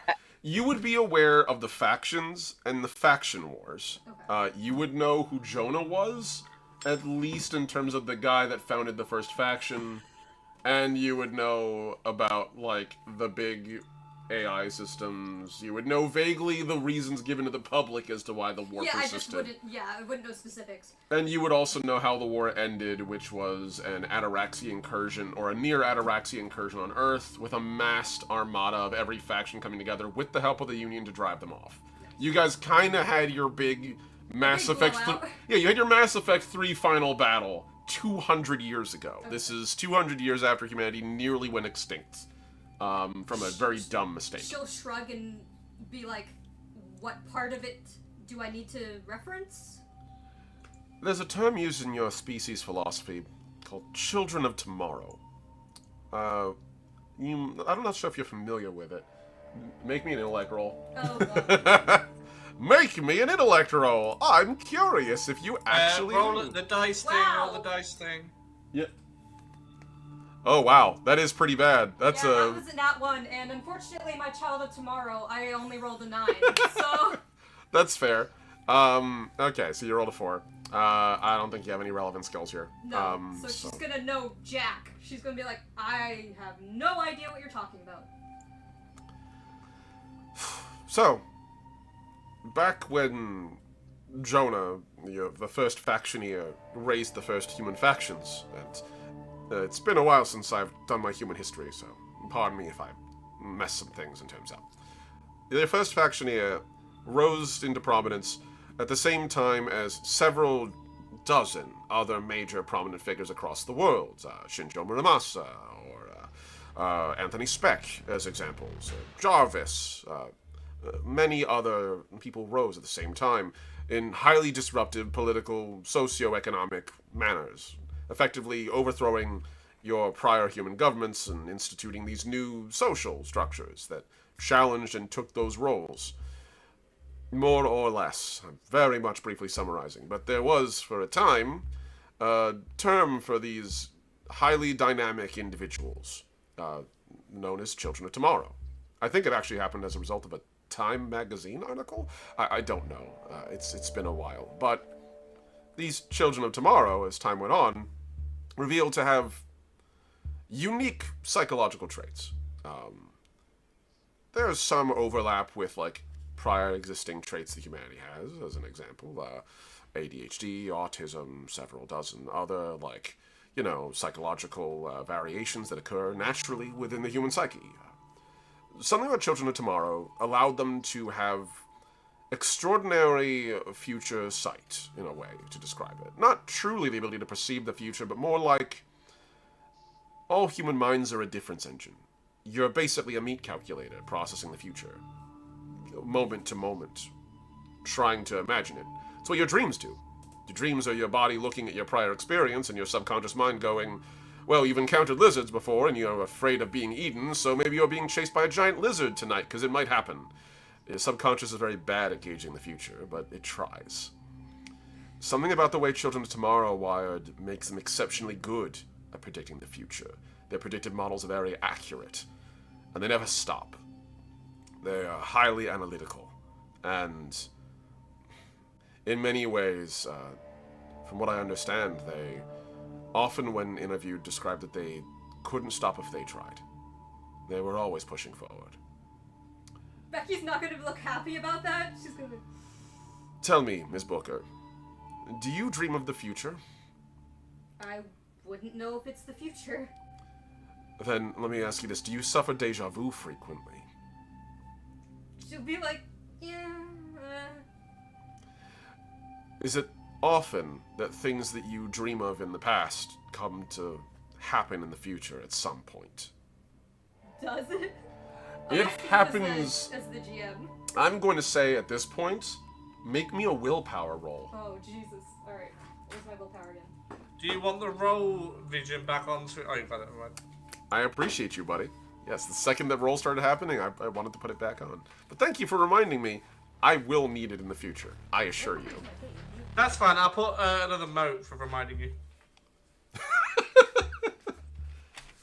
For some reason, it got shuffled. You're good. You also have your character That sheet was the- up on the page, I believe. That was the laugh That's of the absolutely. unedited one. Yeah. Willpower, there you go. Here we go. I upped it, so it's D20. It's D20 now. Oh, that's right. We Because do that need was to. 6 ranks, yeah. We do need to update that. Yeah, that's why I Jesus. was like, that's the old one. Okay, I need to fix that now. Oh god, please. All right. What did we get? 15. A 15. Now that you think about it, Becky, you do seem to have deja vu more than most people do.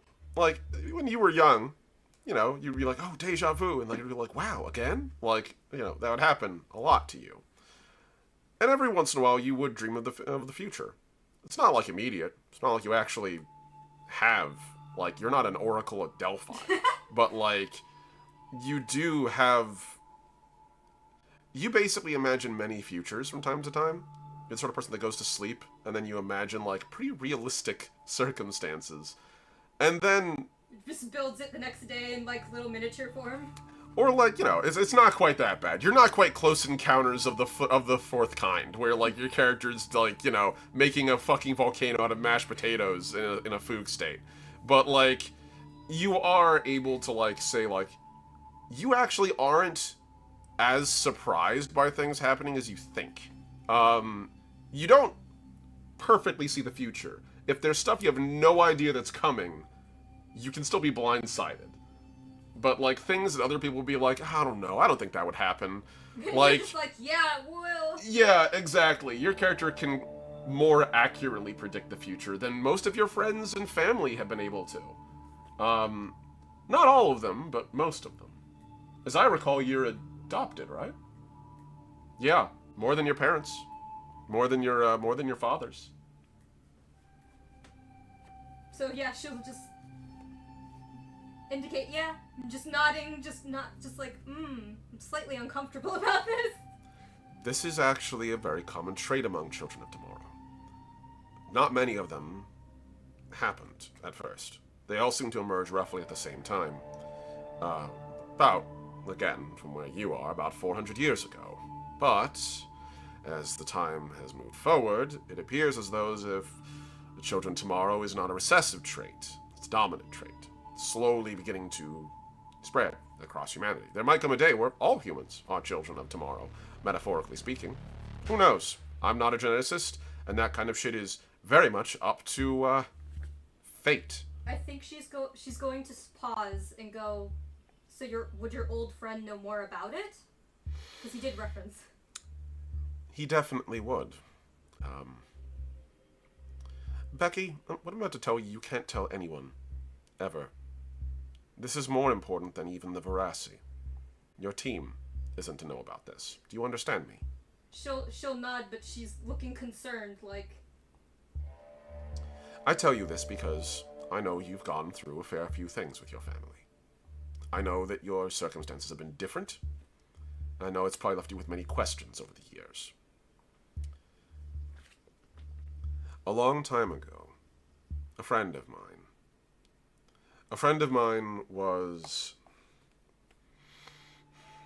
over 2,000 years ago. Let's clarify this. About 4,000 years ago, we found humanity. The Anazali did. Well, I shouldn't say the Anazali. My friend did.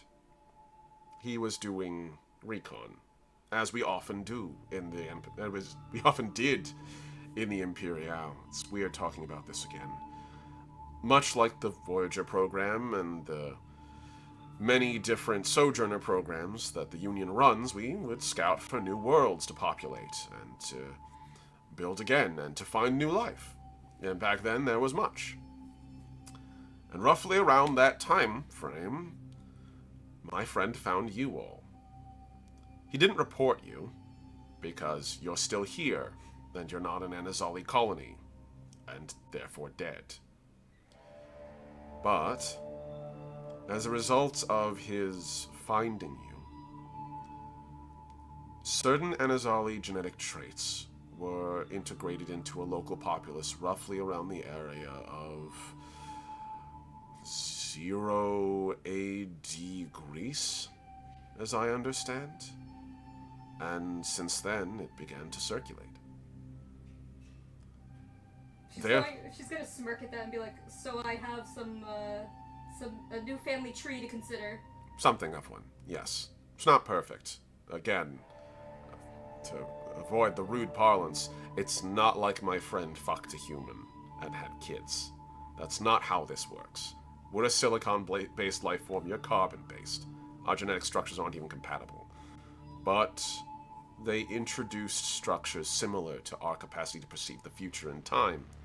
It's the same reason why Anazali have the ability to take a different view of the universe. I don't think they perfectly matched the effect with what humans can achieve as children of tomorrow. I think you're something new. Something different.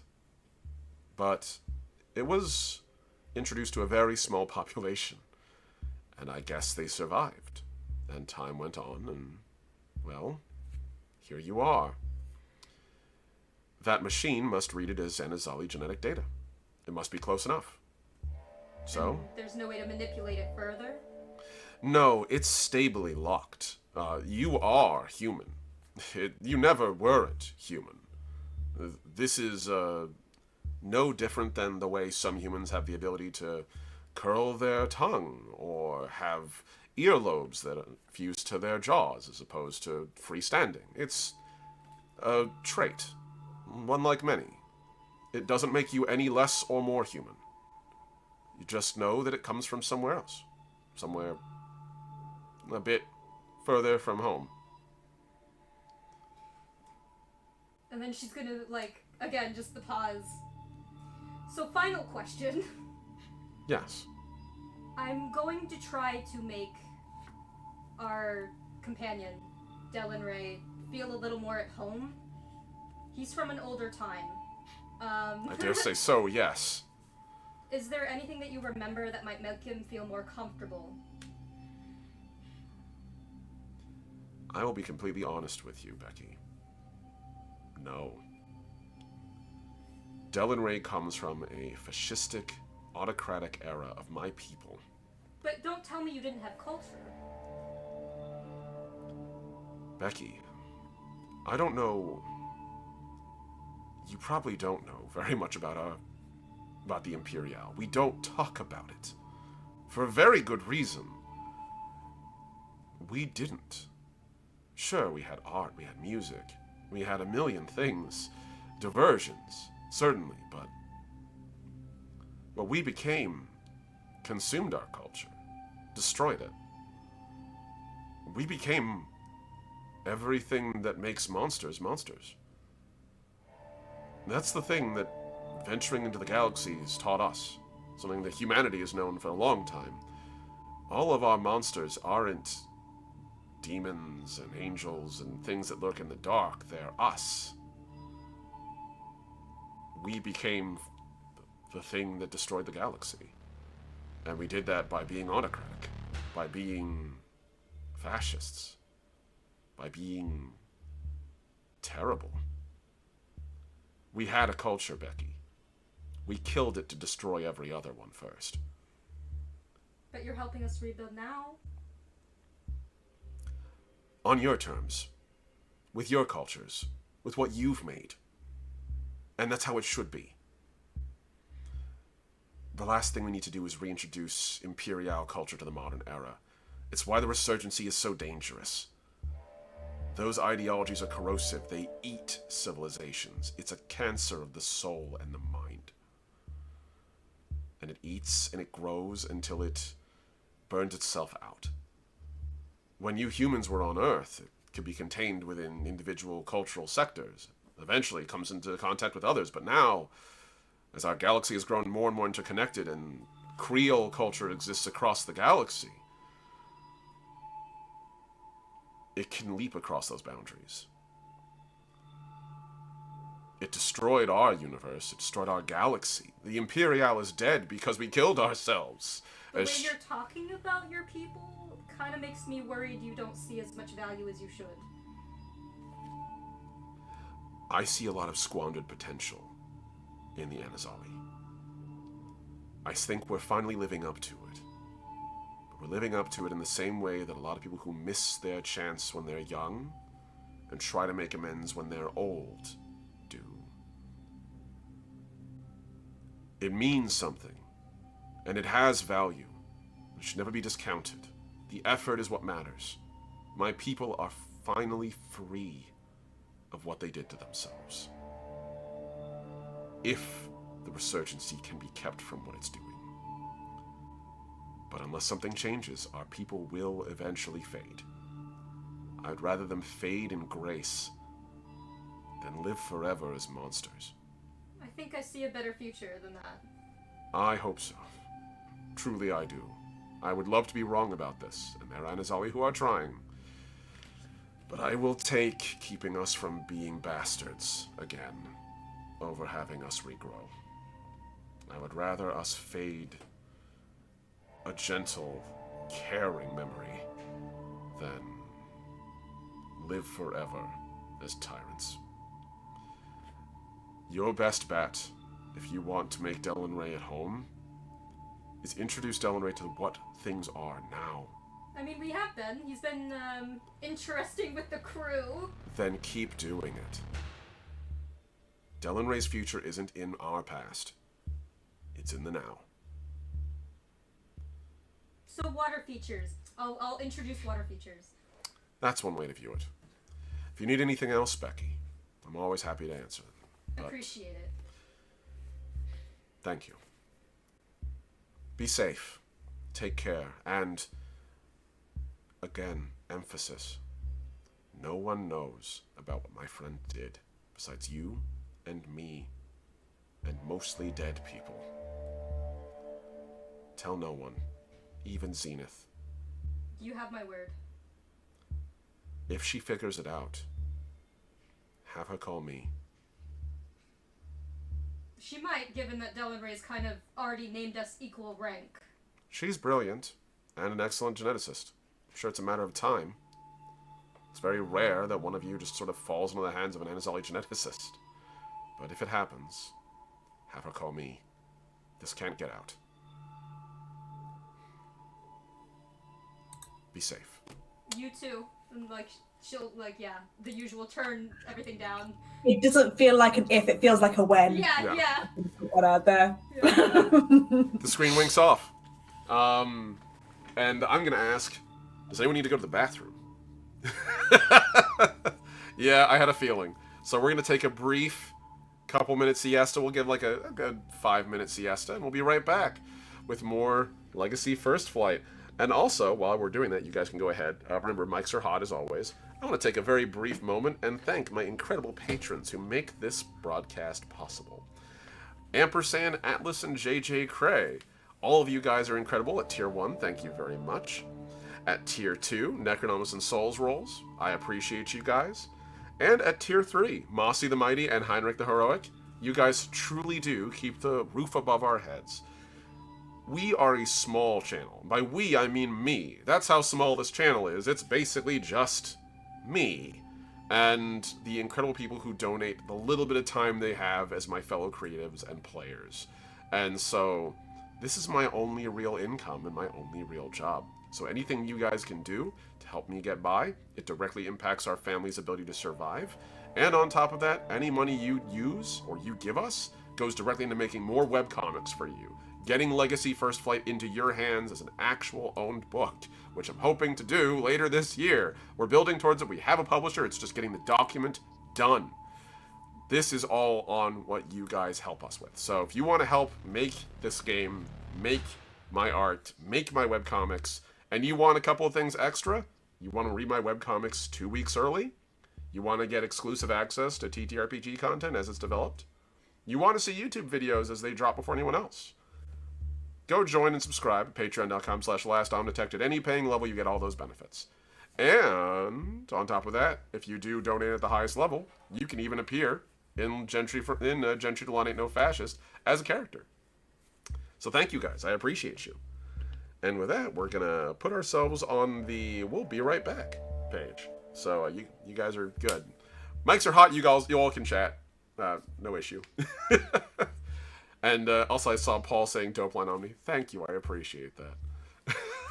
It was cool. Also, Derpy Jackson. Oh baby, you guys can't see the baby, but he's baby. He's been doing his thing where it looks like he's like riding an upside down unicycle. Just glues that legs. Dogs being derpy are the best thing. I love dogs when they sleep. They're so cute. They all kind of have that. I can't remember the name of it, but like it's like the borzoi that's getting its face blown back with wind. Like because their head becomes like a half pyramid when they lie down, and they look very conical. It's very cute. Yeah, Loki sort of does the bagel, be on my side, curl up kind of thing. Jackson mainly he likes to stretch out but sideways. Darcy will fall asleep, and in her sleep go upside down and stretch up like, and then just sleep upside down. See, I always feel Jackson has two states. It's either the longest dog possible or a tiny little circle. Yeah. There is no in between.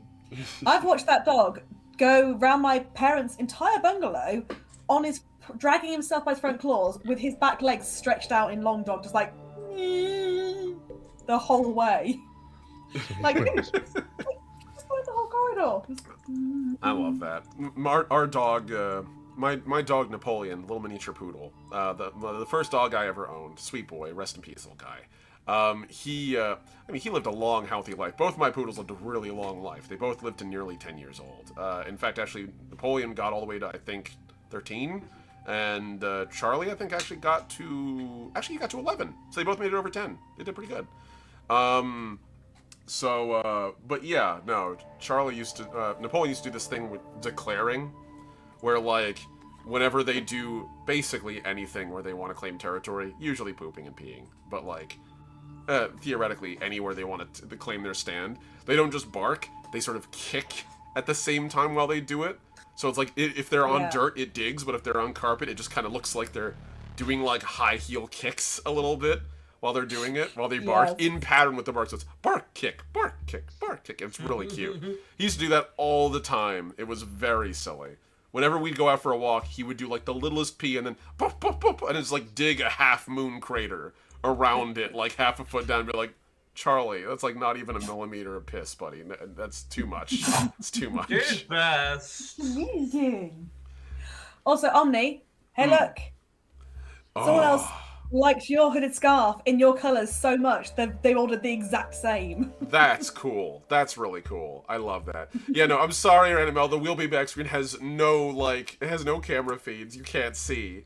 But it's very cute. I love it. Both the dog and I still love that, I loved your scarf that you made for me. It's so good.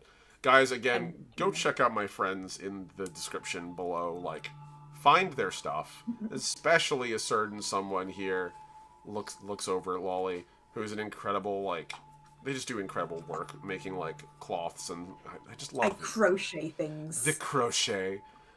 My ex-wife used to crochet all the time, and I tried to get into it once. And I was just like, this isn't for me, Paul but it's tries so occasionally, cool. and what Paul actually ends up doing is shibariing her fingers together. Nice. Right, I'm gonna go achieve 2. And it's I okay, follow the Al. instructions perfectly, and then my fingers are tied together in untold ways. It's okay, Al. You're gonna have snuggles with Darcy on Monday, so it'll be fine. Be right back, folks. I'm gonna take the last 2 minutes. My mic is still on.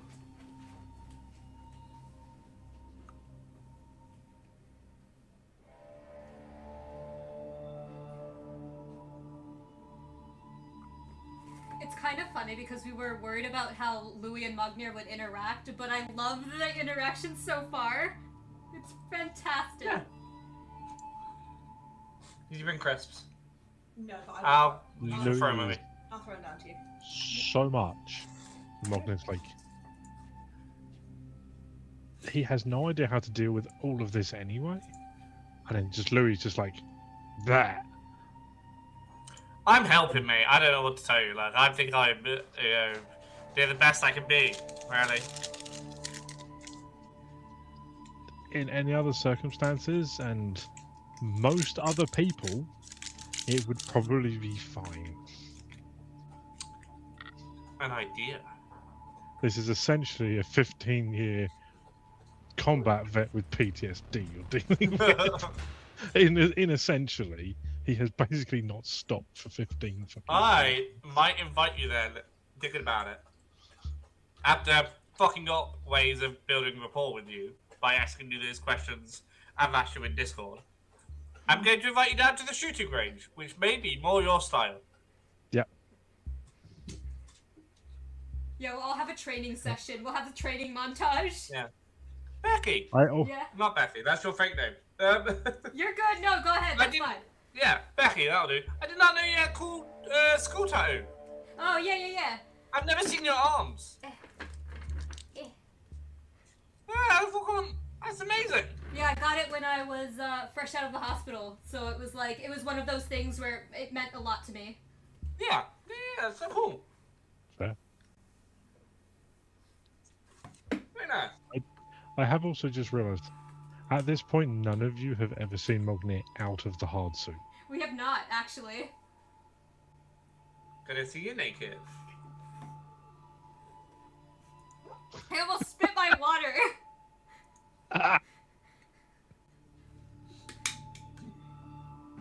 Of course, I guess click are, lucky because that's all internal anyway. Yeah. I was gonna say, just roll around naked and make no fucking difference. It's just carapace. I want to know how our negotiator took a bath. I thought she was made of jelly. So She's a yeah, jellyfish. sorry, go ahead.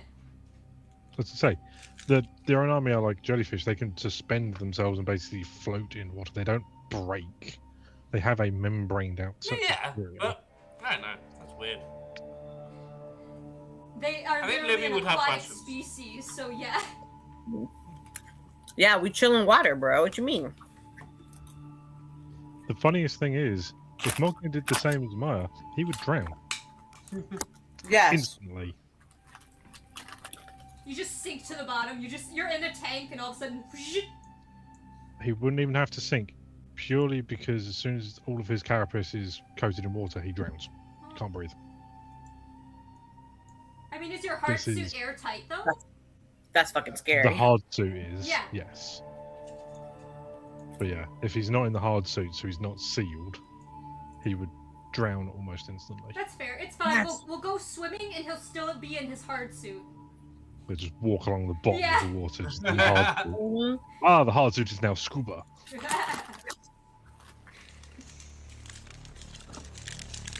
But yeah, it's an issue that millipedes and centipedes have, which is why they prefer humid environments, but not wet environments. That's fair. And now I have an image though. So Pirates of the Caribbean, where they're all walking on the ground, underneath the water. The zombies. Yes. Yeah. Yes, but in the scale form, just Mogni with all the legs on the bottom as it goes. But also, we all have hard suits now, so like we could all do that on a mission. Hard suit scuba. I do not have a hot suit. I have Meki. I thought Is Mickey airtight? we got. Oh, you're right. No, you're right. Now I have Meki. Meki is a different. Mickey's float. But you don't have a hard suit at all? No, I have Meki. Yeah, but when you don't have Meki, like you don't have an actual hard I suit. have 4 legs and a tail. I have a pistol and a knife. Hey, I'm actually surprisingly good with my weapons. Yeah, you're pretty good shot. 'Cause I'm surprisingly good at a lot of things because nobody expects me to be good at anything. Mhm. I've been the negotiator. I'm basically a Phil character. Excellent. If anybody is away, I take up the. Including me. The Including back not me. Sit for long. Yeah, it's a bit like you in real life, my love. Yeah. I'm a I jack of all will- trades character. I am. I will be impressed to see when or if I'm ever not here for a session, Louis to be taking Mogni's role. Yeah, that's fine. I will get in Becky and I'll blow shit up. I'm just gonna go get a packet of crisps. I'll be right. All right. Yeah, once Paul gets back with those crisps, we'll be ready to go. Oh man. Also, of course you perked up, El, at the word naked. I'm not saying anything. I was in the bathroom. What were you guys up to? Because I was busy. I mean, we were joking Oh, because Mogner, we've never I seen had, Mogner out of I his was suit. going to say, Oh, yeah. yeah. It's the thought that the rest of the crew, having spent that time and in multiple combats with him, none of them have seen him out of the hard suit yet. That is true. That hard suit has basically been your whole thing right now. Yep. Yeah, so he's just casually, air quote, walking around while Louis giving him the tour in his hard suit. Yeah, hard suit, machine gun, sniper rifle, pistol, and Louis just like... I'm in my wandering hoodie around. still, guys. I don't know what you're on about. Yeah. Like... And at this point, coming out of the communication, he's just there in a massive hoodie. It's just like... I had a 5-minute shower, got into an Udi and thought, yep, come on buddy, we'll show you around. What do you mean we've got a meeting and a debrief? Fine! You had enough time. Like, it was, about an hour or so. Technically, that stuff happens on your terms, but, it's probably better to let him know as soon as possible so you don't get, screwed over by some random thing. It looks like we're all back. So, everyone ready to get back to it? Yeah. Mm-hmm. I have a request. If anyone has not hydrated, hydrate. Everyone else? Get your liquids in ya! There we go. Gotta wet the Good whistle. lord, yeah. Especially since I'm gonna end up doing a bunch of voices, I'm sure, because you guys will be calling a lot of people, so. Yeah. Not the least of which is a click, so that's gonna be fun.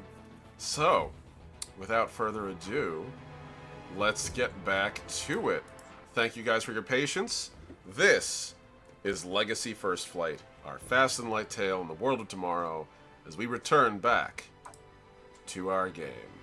So, if that's the case, you guys are now finished your meeting, and the ship is kind of just yours to do with as you please, to go around and do what you'd like. What are you all gonna do?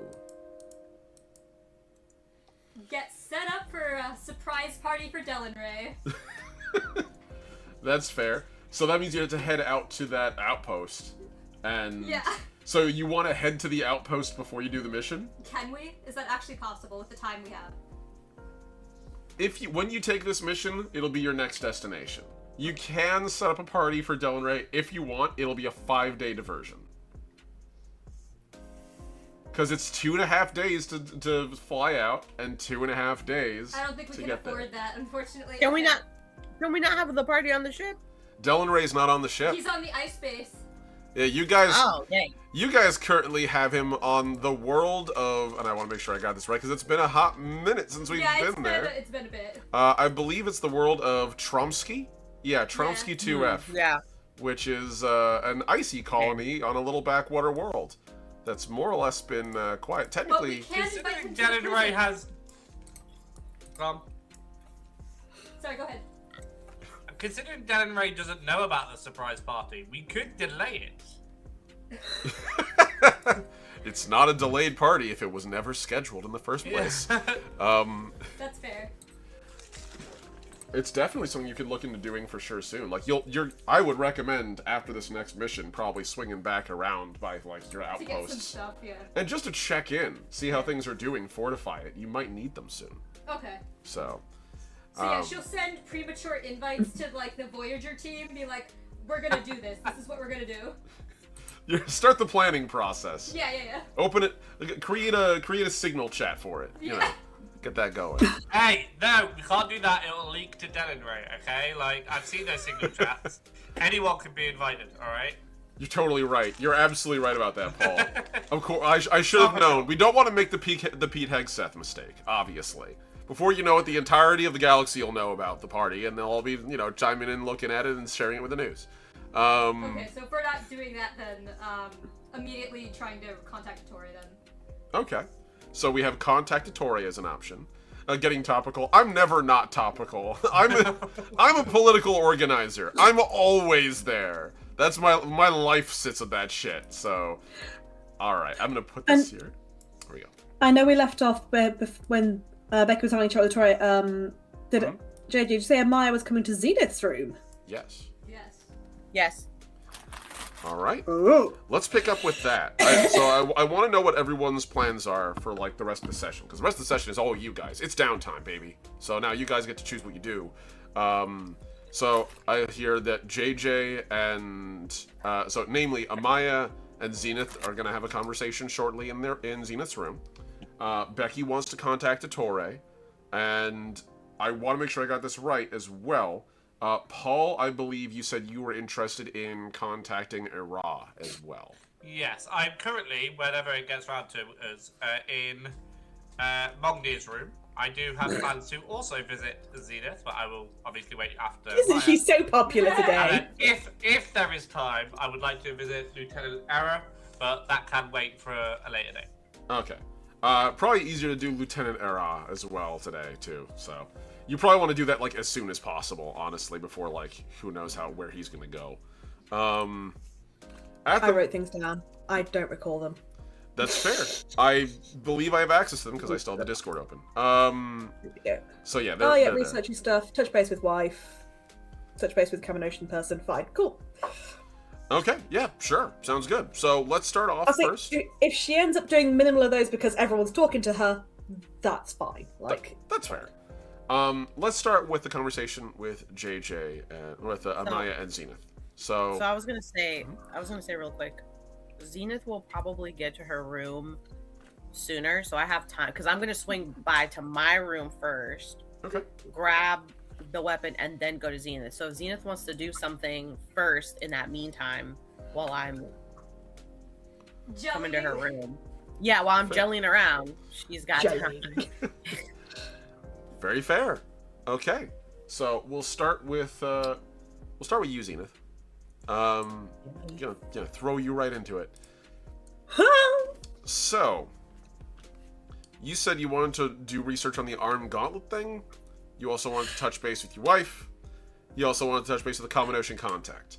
The Common Ocean contact is probably the fastest one I could see. Yes. So, did you want to do that first? Yeah, go on then. Yeah. Okay. Yeah. So, especially if it's the decision's been come to that they're going to do the JSA mission thing, she's possibly good because I think I looked at this before you spoke to me, and then it fell out my brain in the time it took me to look away again. Mood. Because she has a contact with the Common Ocean clerk at the Kamino Assembly, so she's kind of well, I'm gonna just check in with them and see if they have any info on what's going on over there at the minute and how things are looking and what's going on. Just touching base. Fair. Okay. So maintaining a contact, you know. All right. Yeah. No. I'm gonna hold on. I'm gonna do this. I'm gonna open this up. Okay. So, I have this little tool I've been using for a long time, which I call the species randomizer, which is literally just like it's a GM tool, but it's fun. I just did this when I was first making the different species, and I realized that there are exactly 8 species, and we in fact have an 8-sided die. So, I don't remember if we ever determined the species of your contact. We only recently established that that what their job is. Yeah, we they're have a nothing else combination on clerk. them. Yeah. All right, fair. Okay then. So now that we know that, I'm going to use this little table right here that we have. So going from 1 through 8, we have Acris at 1, Anazali at 2, Children of Iron at 3, Sylph at 4, Humanity at 5, the Click at 6, Oraname at 7, and the Mighty Shrike at 8. And I'm gonna roll a chance rhombus, a Above D8. the table, I feel like she would like Shrike. A 1. Acris in this instance. So you got an Acris. So that's the case then. Next, I tend to roll usually a D3, but a D6 will do to determine the usually like the presented gender identity. Just to see, that's not a D20. There we go. Okay, so male Acris click. Or I should say mask Acris. So a masked Acris clerk. We're gonna call him, and I'm expecting you to write this down. This is your NPC, so I want you to write this down in your notes so that I don't forget. We're gonna go with Garai. So Garai, Garai. And probably of the Lambent Moon. So Garai of the Lambent Moon is their full name. Cool. All right. So you open your communications, and well, you after a couple seconds of like ringing, eventually you hear like a click, and on the other end you see a garbled video feed of an Acris.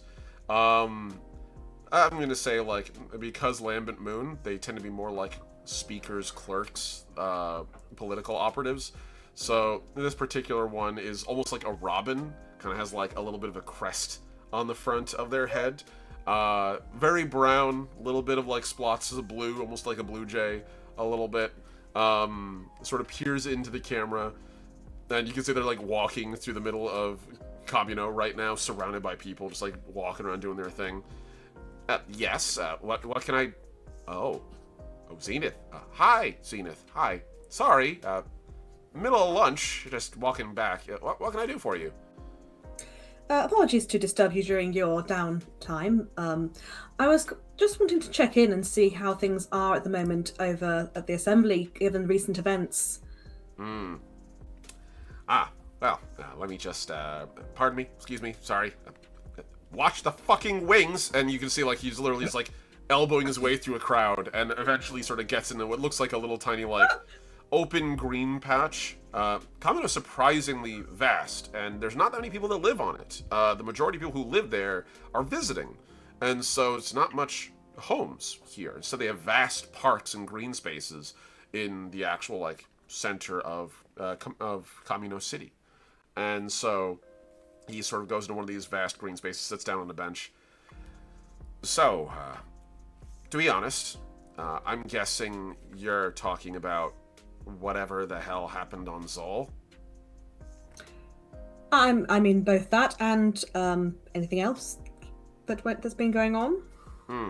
Right. She's kind of like, you know what I mean. Like she's like, you're in a public space, but like, you know the sort of information I want. Right. So, given how everything's going, general sentiment among the common oceans is that war is inevitable at this point. Corsairs have been desperate for it for years. They've been fighting, as far as they're concerned, the whole damn time.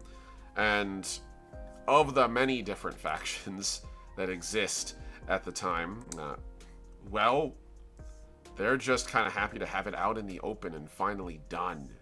Or at least to hopefully have it done. So, at the moment, we have, on the one hand, the Oradore and the speakers. They all believe that this war isn't inevitable, but they do believe that at this point planning for it's smart. The Columna don't want to have any war. They want to continue to do their peace and love thing, which is it's fair, but as usual, they still aren't using their political weight to really do much besides maintain what's going on at the time. And the Desprondi, as usual, don't want to work together no matter what. So, the Corsairs, as usual, are bearing the majority of the burden of the defense. And as for the many unaffiliated colonies or communities that are small enough where they really aren't politically positioned, they're kind of caught in the middle. JSA predations are becoming a little more common.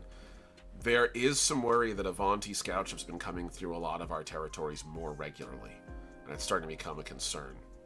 After that attack on Evanti Prime, there's a very real fear that this will spill into open war very soon. And with everything that happened on Xol, planet going dark, falling off the prism, how the fuck they managed that, we don't know. We still haven't heard. So no, things on Xol are mostly resolved now. I have been present at certain proceedings.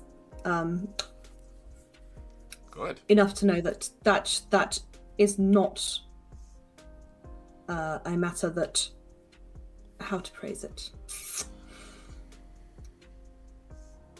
The JSA are not encroaching where they shouldn't on that location either.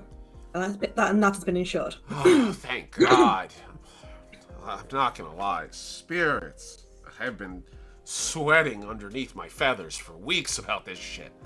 Since these guys dropped off the grid, a first assumption of the Corsairs is a JSA, operation, some kind of retaliatory thing. And then a JSA ship shows up in orbit over Xol. And the Corsairs go to intercept, and then dead silence for 2 days.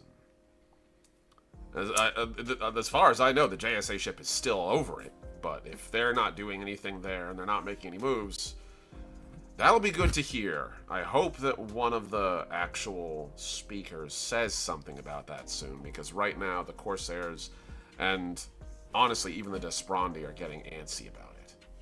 There's even some talk among them that it was intentional, some other colonies might have been trying to pressure Desperandi into joining the movement to actually fight and maybe plant the seeds for a JSA incursion for it.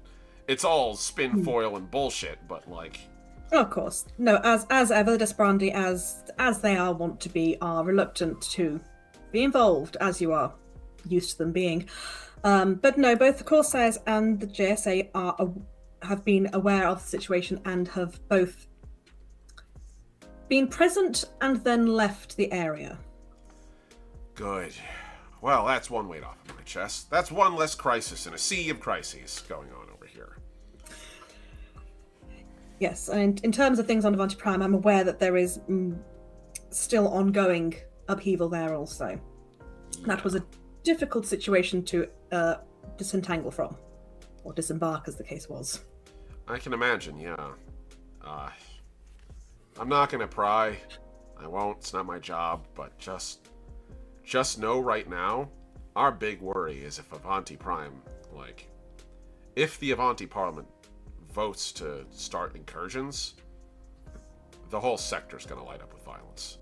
The Corsairs keep it to a low grind right now, and for the most part, they don't target the Evanti, but if they start coming to our territory, the Corsairs will not make distinction between JSA and the Evanti. They'll shoot them on sight. No, that's appreciated. What is the current feeling about the present Prime Minister situation in Evanti Prime? I can't remember her name.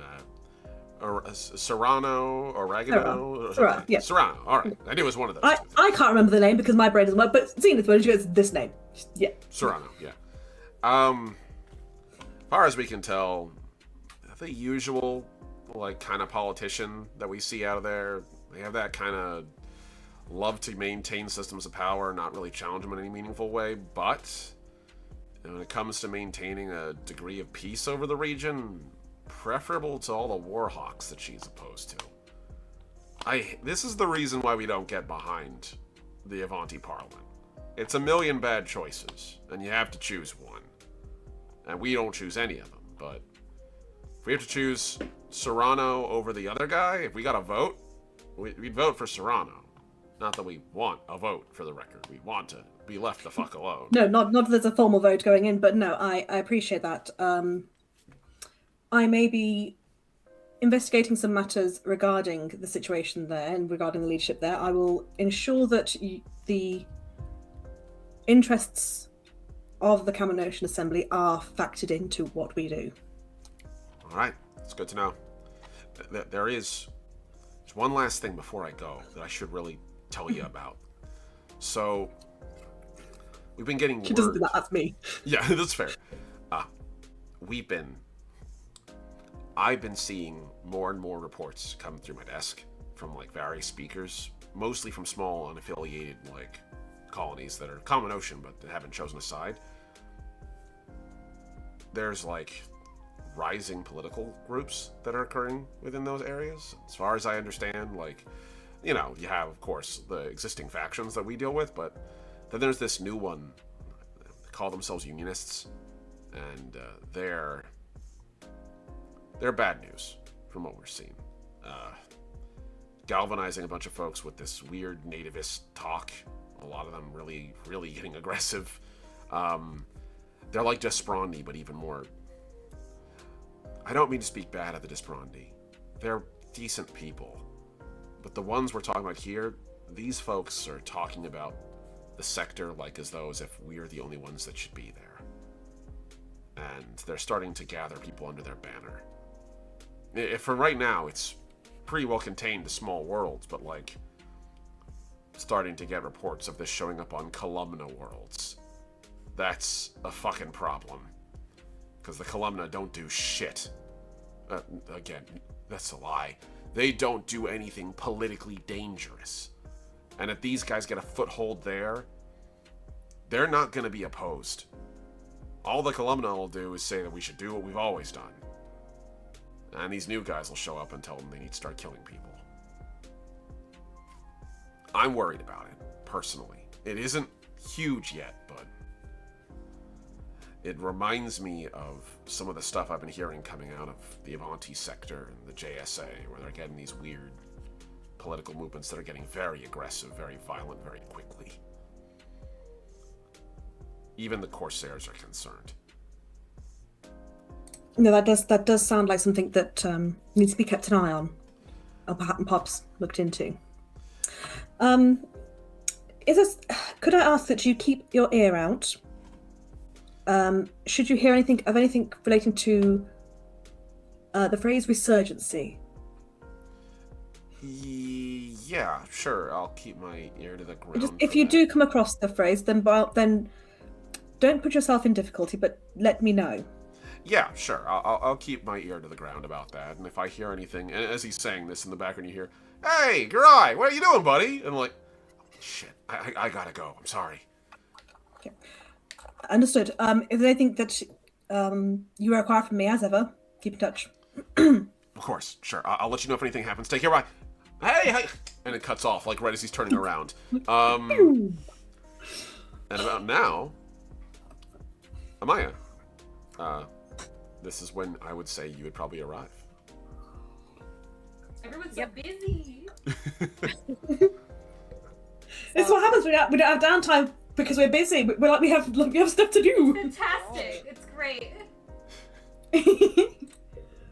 Turn the screen off. Oh. I'm gonna knock on Zenith's door and say, Zenith, it's Amaya, may I come in? Yes. Sort of swivels round. Yes. And stands. So I'll come in and I'll bring the weapon and say to Zenith, I'll say, I was told to take good care of this, but if I'm being quite honest, I don't know the entirety of what that entails. I did give it some water, but I think it may need more than that.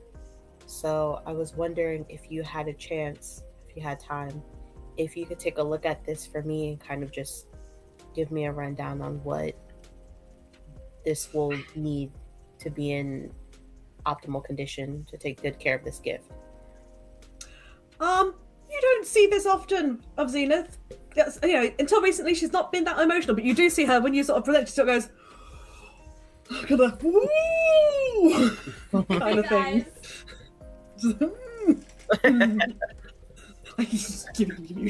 Yes. So I'll go ahead and say, I'll hand it over to you. Respectfully takes the thing like, oh, this is so incredibly rare. Gushes the rarity of having a veracity thing and some of the history about the rest. Like somebody was saying, like, ah. As you hold it in your hand, it almost feels warm, kind of. The funny thing is, unlike most plants, it's not static. It's moving. Subtly, slowly, but it is. Like the quills at the base, like gently move a little bit with wind and with the the light in the area. And you can actually see it's got almost looks like berries or seed pods in it, or some kind of sacs in it. And they seem to be glowing from within, with a very soft, almost fuchsia light. It's almost like if someone held up a light to the only way I can describe it is held a light up to a cherry gusher or something like that and shined it through. It's got that kind of viscous kind of coloration to it. I can't express how much that doesn't translate well over to the UK. Oh, that's fair. For my UK fans, no, I could have actually been a lot more foul. Okay, fair. It'd be like shining light through cranberry juice, basically. I guessed what you meant, but at the same time. Yeah. Just to be sure. Yeah. Just to be clear, there is a candy in the United States called a gusher, and it is a gummy thing filled with jam. And it is literally just like a weird, like, gooey, half, like, kinda You muted, Paul. jelly. It's Hubba Bubba. Yeah, we've had it. Yeah. Kind of like Hubba Bubba. No, yeah, they but had yeah. Hubba Bubba had a hard like candy type thing that was kind of like a Gushers. Yeah. Yeah. It's Hubba I think, Bubba, that's what it is. Starburst did a range that was like that, but yeah, I know what you mean. Starburst did it, and they looked like insects and stuff with the stuff. See, inside L. them. Yeah, it's similar to that, but it has, like, the shell has a consistency closer to, like, a fruit roll-up, basically. Yeah. As opposed to, like, a gum. Truly. So it's actually kind of, I'm not gonna lie, as an adult, they're kind of a little gross, but, like, as a kid, they're delicious, so. Yes, that's fine. So she's going to be doing kind of a proper, like, she's having a visual look, but it's not just, here's a look. She's literally, like, having a look. It's like, right up. Like, she doesn't have a nose, per se, to bring it up to, but it's like, it's right up there, like, oh, inspecting everything. Do me a favor and make me a research roll. If you have, I don't remember if it's biology or botany. Botany she's got. Add that to it as well. And add a I'm having a failure. And add a situational Sorry. +1 onto that as well. Okay, so D12. Roll my D12. An 11. Juicy D12, that's an 11. So 11, Okay. math time. +4 for my research, plus the botany, plus the extra thing. So plus 11 plus 7, 6, sorry. So that's 17. 17. That's good. Not that I'm bad at math, but yay. All right. So, taking a look at it immediately, like especially as you look at like some of the berries that are on it and like the quills that seem to be growing out of it, you realize you've seen this exact thing before. The gift that was given to you directly by First to Greet the Sun, it's a quill off of a felling thorn. Not a fully grown one, but a very small like cutting. Like, it looks exactly the same. So, if you give it enough time, it'll grow into a second felling thorn. And theoretically, any one of the berries off the base of the weapon Would do the same. it probably is the reason why it operates the way that it does. When you stab into somebody, one of those berries grows into the person and kills them that way. Amazing. It's both ammunition yeah. and the reproductive cycle of the plant. So yes, she sort of looks and she sort of yes, it is. They are very responsive to the right atmosphere. Even just adding to water, she sort of gestures to where she put the quill into water, and it's already started being like, huh. From her own knowledge, is she able to sort of work out what this? I'm going to call it a plant. What this plant specimen would need to flourish, like what kind of environment, based on obviously seeing the city itself, the planet, that's the word I wanted to say, having seen the forest and the planet itself and the atmosphere there, Yeah. What she knows already, kind of extrapolate. Yeah, well, you've taken, your team and you have taken multiple samples on the surface of the planet. So you can absolutely recreate the soil of that world and the atmospheric conditions of that world in, like, a terrarium and plant them there. And that would work pretty well.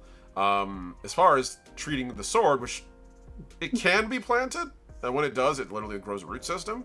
But, you know, you probably don't need to do that. You probably just need to give it, like, moisture and food. So that's just a matter of making, like, a nice spritzable cocktail of, like, water and nutrients and effectively, like, local Zolian fertilizer. And you'll be set. Yeah, I would say that'll be, like... I'd say that's... I'm not even gonna make you roll for it. Honestly, your roll was high enough to recognize it. Like, I think you can extrapolate this pretty easily. She has been studying botany for a long time. Yep. So yeah, no, she sort of passed on. No, I wouldn't necessarily plant it unless you were not planning to be able to use it as a weapon, because it will likely plant out roots. But in terms of actual just care, watering, moderate UV light, and potentially some sort of mystic spray with nutritional elements to it should do fine. Okay. Thank you. Sort of looks longingly, passes back over. Instead of taking it from you, Amaya will say, would it be all right if I just kept it in your care? Certainly, yes. I have the setup here, and I have a larger version of this back on base, so yes, certainly. Okay. Yeah, this might also be, I'm also interested kind of in what Oron meant when you said that taking good care of it could also multiply the weapon or make more of it. That might be something interesting. Based upon what we're seeing here with and she sort of points to the bear saying these, and then comparing with the small quill here that I was given by First to Meet the Sun, one could probably surmise that given adequate time and conditions, this small quill here could become another one of these. That does make sense, yes. So in theory, we could eventually replicate more of them just by simply harvesting carefully and cultivating. Propagation. To use the term. Propagation. I love that word. Yes. All right. I will go ahead then and leave it in your care. You are welcome to research it some more if you'd like to find out more things. As you please, yeah. I will copy you in on any findings I have from it. Thank you. And then yeah, I'll just say thank you for your help. And then I'll turn around and I'll make like I'm leaving, but then I will pause. And then I'll turn around and look at Zenith. And can I make an awareness roll on Zenith? For what intention, if I might ask? So I want to see kind of, because you have to remember the last time that I really saw Zenith before we boarded the ship again, like they were very furious. Like she was very furious about the whole situation that happened. So I kind of want to check I kind of want to do like an awareness check to kind of see emotional state. Her emotional state is at right now. I would say for this, yes. But in this case, because you're doing it, it's a social roll. I'm going to say negotiation, and I'm willing to let you use your mediator roll on that. It'll be opposed if you choose Zenith by willpower. And I'll let you, if you want, or I would say either willpower negotiation to like try to, play it off fun, or if you want, you can literally do a stealth roll and do that instead. Your choice. I don't think that she's actually being that guarded right now. Actually, in her own environment with the plant sort of thing. I think if anything, you probably caught her at an unguarded moment where actually she's not focusing on being observed and you and stuff. So actually, she probably isn't trying to hide. Okay, if that's the case, then it's a flat roll. Amaya, just roll it out, and I have a flat result that it's against. So it's really just your character's acuity. So am I just rolling? Negotiation. So literally, this would be the same thing as your negotiator roll that you normally do. It's the exact same thing. So just will plus 3. Yep. So D8 plus 3. And you have your mediator training, so you can totally benefit from that as well. Yeah. Yep. As I open this up so everyone can see. That exploded. They both exploded. Is insane. Let's go. Crazy. I love that. All right, add it all together. So it's. Oh my god. So let's see where the D8 goes. So I see. So the D8 would be 6. What's that? 14 plus 3, so 17. I think so. Yep, because it's the D8 started. The first roll was an 11. Yeah. Plus then the further 6. 6 would be 17, yeah. Yeah, so that's 17. And then you don't forget the +1 for, well, in this case, you wouldn't get espionage or political affairs because it's neither. So yeah, that's pretty good. So that's 17. It's probably the roll you want because the other one is, the other one's lower. So yeah, I'll take the 17. Yeah, you get a pretty clear read on what Zenith's emotional state is. Zenith, what's your emotional state? So she's a lot more collected than she was last time, like, you know, with all the stress and all the stuff that was going on. Mhm. There's probably still a hint of something slightly unsettled about her. A lot of that is kind of then distracted into, ooh, plant death sword, yes, kind of thing. And she's clearly absolutely buzzing to be involved with that. But there's possibly a hint of, she's clearly not quite fully back into her comfortable self yet. Yeah. Okay, so as Amaya observes this, she'll pause, turn around, observe this. And then she'll say, she'll say, Zenith. And she'll say, Yes? She says, I owe you an apology. Confused face. I'll say, the last situation towards the end of our mission put you in a very stressful situation, something that you were unused to. And I understand that it brought out a lot of emotions in you that perhaps might have been hard to process, or that might have been difficult to process, especially in a position that was more suited for my role. I, looking back at the situation, calculated both situations and felt that it was more important to lock down the specifics of information with the Verasi, and that was an error on my part. So even though you handled the situation, in my opinion, very efficiently, very beautifully, I still apologize for putting you in that situation.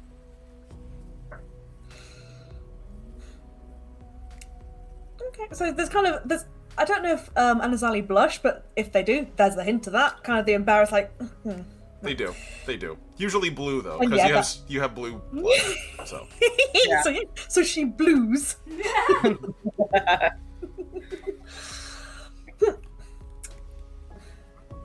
Whilst I do accept your apology, it is not necessary. If anything, I feel I should be apologising. I would not have let my emotions get better of me.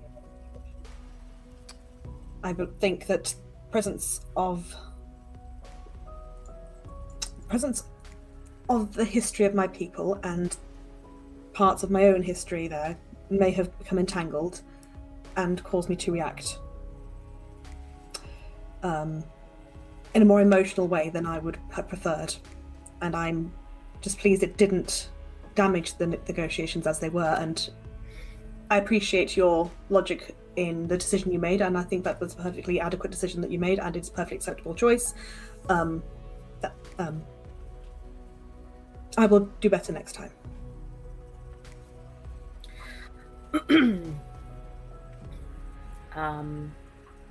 Amaya will say, I feel similar to you in that thank you for your apology, but it was not needed. I also want you to know that negotiating isn't always emotionless. There have been many times in which during negotiations I felt my own emotions spiral or get the better of me. That's not a weakness, but simply just how we are designed. And many times those emotions can benefit us in terms of negotiation. So don't be so hard on yourself. Give yourself some grace. And hopefully next time, if we ever find ourselves in that position, I am confident that you will also handle it well. Thank you. I appreciate that. And then Amaya will leave. No, come out of there like I took too much of their time. Let me leave. Maya continues to be the sweetest, like, the mom of the group, but better, because, like, the cool mom. The emotional care mom as well. Yeah. The mom that you know would be like, I'd rather you drink with me than drink alone. Yeah. Yes. Oh, God. Yep, nope, Zena's gonna, after that, kind of, whew, she's gonna set up a little, like, you know, like you get the sword holder things? Yes. Yeah. Get one of those set up with it there, just underneath where it mists down, so it can just enjoy the... Aww. Oh, I love that. And then wife communication time. Yes. All right. It's been a long time since we've talked about your wife. So, Yeah. as you... What I will say is, she primarily communicates with wife normally. They don't write letters, because you don't do letters in space travel, but they write. In a world in an existence in the galaxy where communication happens in milliseconds, nanoseconds, they appreciate taking the time to do the longer version. So they'll write, but it'll sometimes be week, days, whatever. They kind of just like, you'll be writing this massive long missive that'll just be like, you'll come back to over the course of days. It's almost more like a journal at times. And then after like 7 to 10 days, send it and then, wait for it. So it's kind of a long timing frames. Yeah. For the record, they do still do real mail as well. So, like, if you ever... I know, but that would take a really, really, really long time. Actually, you'd think it would, but remember, space travel's instantaneous too, so mail's actually pretty reliable in this current era. Like, you can get there within a week, but this works too. This is a very common thing to have, like, digital, like, communications and have, like, certain things. So, yeah, what you do makes perfect sense. I just want to make sure someone knows you actually can, like, send a postcard to someone, and it'll get there within 7 to 10 days, give or take. That's crazy. I mean, but, the yeah. Royal Mail says our post can get there in 2 to 3, and it's not reliable. So 7 to 10 feels like a stretch. There's a lot of space where mail could get lost. Yes, there is. Thankfully, space travel means you're only going to have to jump usually twice. Yeah. So yeah. So you're actually communicating directly with her then. We have a couple questions we need to answer for the group and for me. First off, what's your wife's name? Sophia. Sophia. So it's TZO, and I've forgotten the spelling because I wrote it down the other day and I've now forgotten it because I did a weird spelling because of course I fucking did. I think so. TZOPHIA. YA, but yes. YA. Okay. Sophia. Yeah. Nice. I'm actually glad I intuited that pretty well. I was like, what's the most? I was like, what's the way that a Gen Z mom would name their child as aggressively as possible? But that works. Hey, it's Anazali. That works perfectly for them. So yeah, Sophia. All right. And I'm presuming Anazali, right? Yes. So I'm sorry, spell that out for me one more time so I can put it in the notes. TZOPHYA. Sophia. Thank you. No problem. How long have you and Sophia been together? So, actually married. They are approaching their 124th year. Nice. Anazali time is wibbly wobbly. Yeah. Okay? Like. So it eventually loops back around to paper. So, like, you got, silver, gold, You watch your way up and diamond, you watch your way eventually... back Oh, hey, we're back on paper again. So, yeah, 124 years. Where was she last? What was she doing? What's her job, I should say? Or actually, not her job. What does she do? So, I've given partial thought, but not 1,000% thought to this. So bear with me. That's fair. She also works kind of in research, but she works more in the technology side of it, whereas Zenith was more into the botany angle. Okay, I see. That makes sense. So she'd be classed more as an engineer, that angle of research, rather than the biological stuff that Zenith was dealing with. Life sciences engineer. I like that. Okay. They first started to meet because there was the overlap of their areas, looking at biomechanical engineering, that side of stuff. So it's kind of that's where a bit of their overlap initially started. Gotcha. Okay, I like that. All right. I think I've got it. It took 10 years of patient, gentle nudging for her to actually even get Zenith to go on a date, because Zenith was a very big hermit at that point and was not doing socials, anything. So it was her wife encouraging her after a lot of years that's kind of brought her back into the Voyager program, and to actually put all of her skills, not just her botany, but all her skills into help. So, yeah. All right, that's good to know. I think I've got enough. So, and at this point, I'm just going to extrapolate the rest. So, a screen, because I'm presuming this is actually a screened call.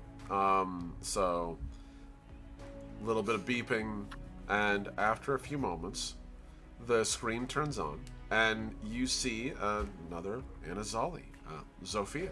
She has the tendrils that pass for Anazali equivalent of hair. She kind of has them done up in like a bun, sort of in the back, sort of like, pretty much, they tend to run long on her, so she's usually tends to have like long, either flat or ponytail it out. But today she's got it like tied all the way back in almost like kind of a bun, like a simmering bun that goes around a couple times. And you can see that at the moment she appears to be working in what looks like some kind of irrigation system, because she's got a pair of rubber gloves on and they're covered in mud, along with a bunch of other like, it looks like kind of it's almost like atmosphere, but it's like thicker, more like water galoshes kind of deal. And around you can see what looks like corn stalks everywhere, and PVC pipe behind her stretching into like out of the camera angle. In the distance you hear a of like sprinklers going off, and just a soft like in front of her where like there's clearly a burst pipe that she's working with. And so she looks up. Picked a bad time. Oh no. Well, hello, darling. It's good to see you. How are you? It's been too long. I thought I would see how you are.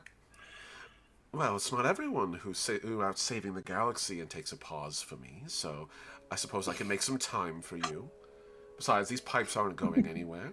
And she just sort of like kicks back a little bit, and you can see there's like a squish as she sits down, and actually where she is like, it isn't actually like corn. It's actually closer to where they're in is like some corn-like thing, but like it's actually more like a rice paddy because it's almost entirely flooded. So she's like basically up to her waist when she sits down in this. It's like water. So how's everything going on in the Evanti Sector? Jewel of the Eastern Fringe, right? Everything lovely? Everything is chaotic, but that I suppose was the deal with rejoining to this. It is the nature of your job, honey. You do see things when they're at their worst, but you get to see a lot. That is true. I have seen much that has been interesting to me, but also, she's kind of doing that thing where she's like, and she's kind of obviously toying around, actually speaking her feelings. And what is it, honey? Something's banging around in that head of yours. Why don't you just say it? You know me too well. It's been a difficult mission, and it's brought up a lot of memories of times that, I don't like to think about. I don't enjoy recalling. That far back, huh? Yeah.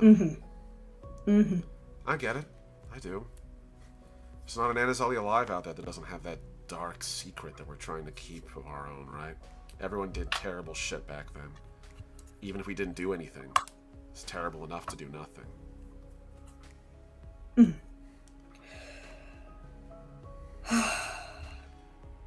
It's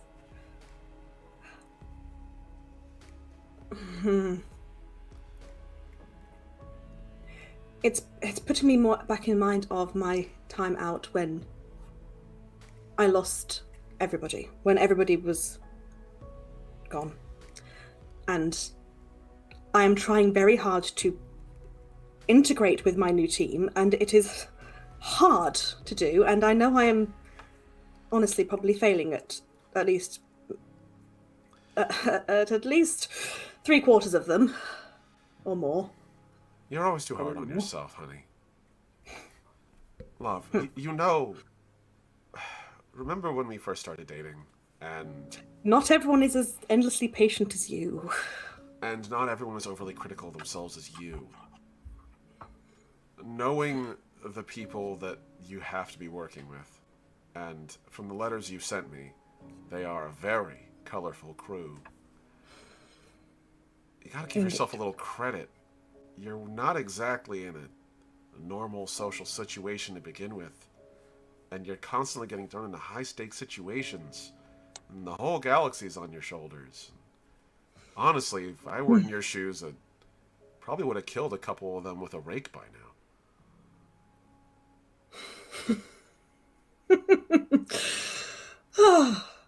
The thought has crossed the mind. No,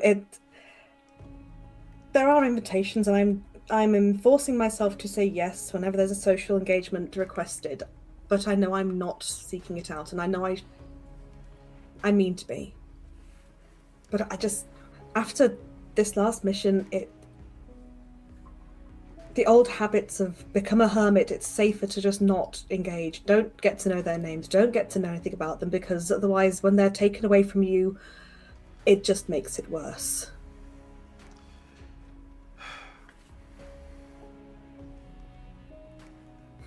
There's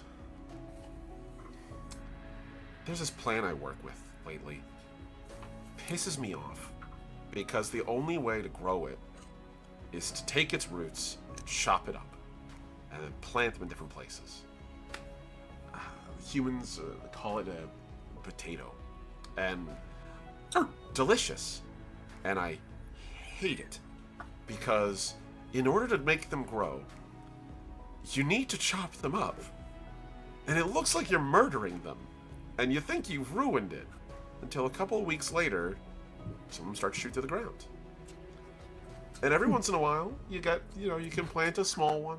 They grow like in smaller bunches, and you can do that. We call them seedlings, but sometimes to grow things, you got to take a chance. I took a chance with you. I think it paid off. I would like to think so.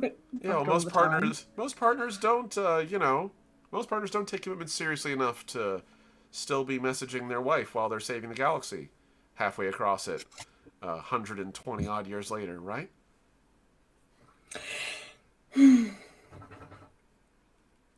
Well, Point it could is, be a terrible spouse if I did not keep in touch with the person who gave me a reason to be again. same love. Same. Look, you gotta take those chances. Your team is gonna be there, and you're already trying. I can see it. I mean, the old you, when I first met, wouldn't even sweat it. You wouldn't be worrying about it. You'd just not.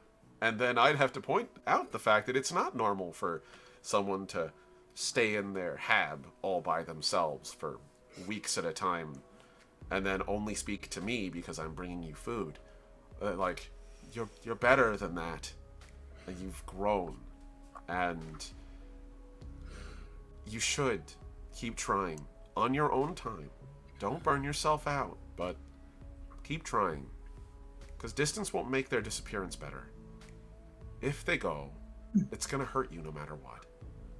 So, why not enjoy being with them while they're here?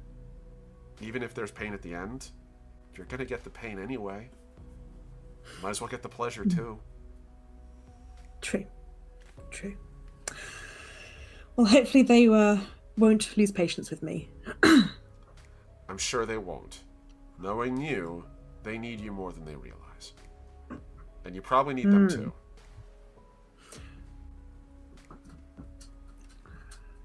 You always know. You're not here, but it's like you get to see it all anyway. You always seem to know exactly what's been going on. You can go halfway across the galaxy, love. But you're still you.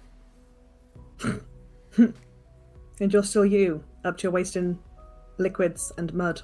This isn't my fault, okay? Jiminy was supposed to replace these O-rings 3 weeks ago. And then they burst, and now the whole paddy is double flooded, and down there... And she just, like, takes her camera and angles it down. You can see there's a bunch of, like, the same, like, corn, rice things, stalks sticking out of the water. Some are beginning to wilt. Those are dying, and now I have to be up to my ankles in this. And the good news is, I'm glad, because I don't have to deal with Jiminy while I'm doing this. So, you know, I'll take the soggy feet, and then I get to be the one that fixed it. Point is, you make what you can out of what you got. And I got a busted pipe, and I made a day off out of it. Well, that is... forever the plant on the grow. Forever the positive. Forever the optimist. Oh, Yeah, well, you're just what I needed today. I have a lot of reasons to be optimistic.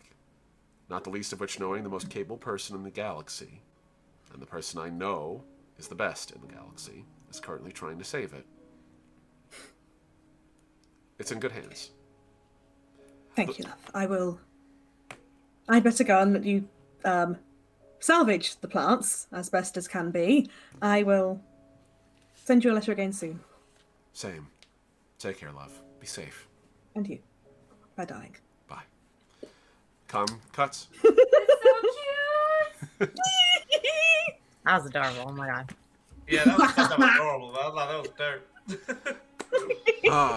A new NPC to draw. Hooray! Excellent. Thank you so much. That was lovely. I actually love Sophia already. And guys, look! Zenith has feelings! Yeah, we didn't see it. Sorry. It's only taken you a year for anyone, even over table, to get to see them. That's right. We've been planning, like, this character has existed the whole time just in the background cooking. So, thank you. Wife I knife. appreciate that. I love the fact that the stealthy, angry bug saw the feelings before anybody else in the crew did. And we're having a moment off Yeah, to it's the pretty side. great. So, Zenith, thank you for that. That was lovely. I enjoyed that. Do me a favor. Take a mote. You've earned it. Yes. If you don't use it by the end of the session, yay. you can bring it into the next one. Yay. I'm actually going to be moving that forward in the future. Anyone who gets motes as bonus, you can hold on to them until they're used. So, Nice. feels a good way. Because so often I give you guys bonus motes and they just don't get used in time. So, there we go. So you do have one final thing you wanted to do, which was that gauntlet. It occurs to me, hang on, sorry. Leg! Behave! Sorry, I was just trying to put my leg in the right place. Yeah.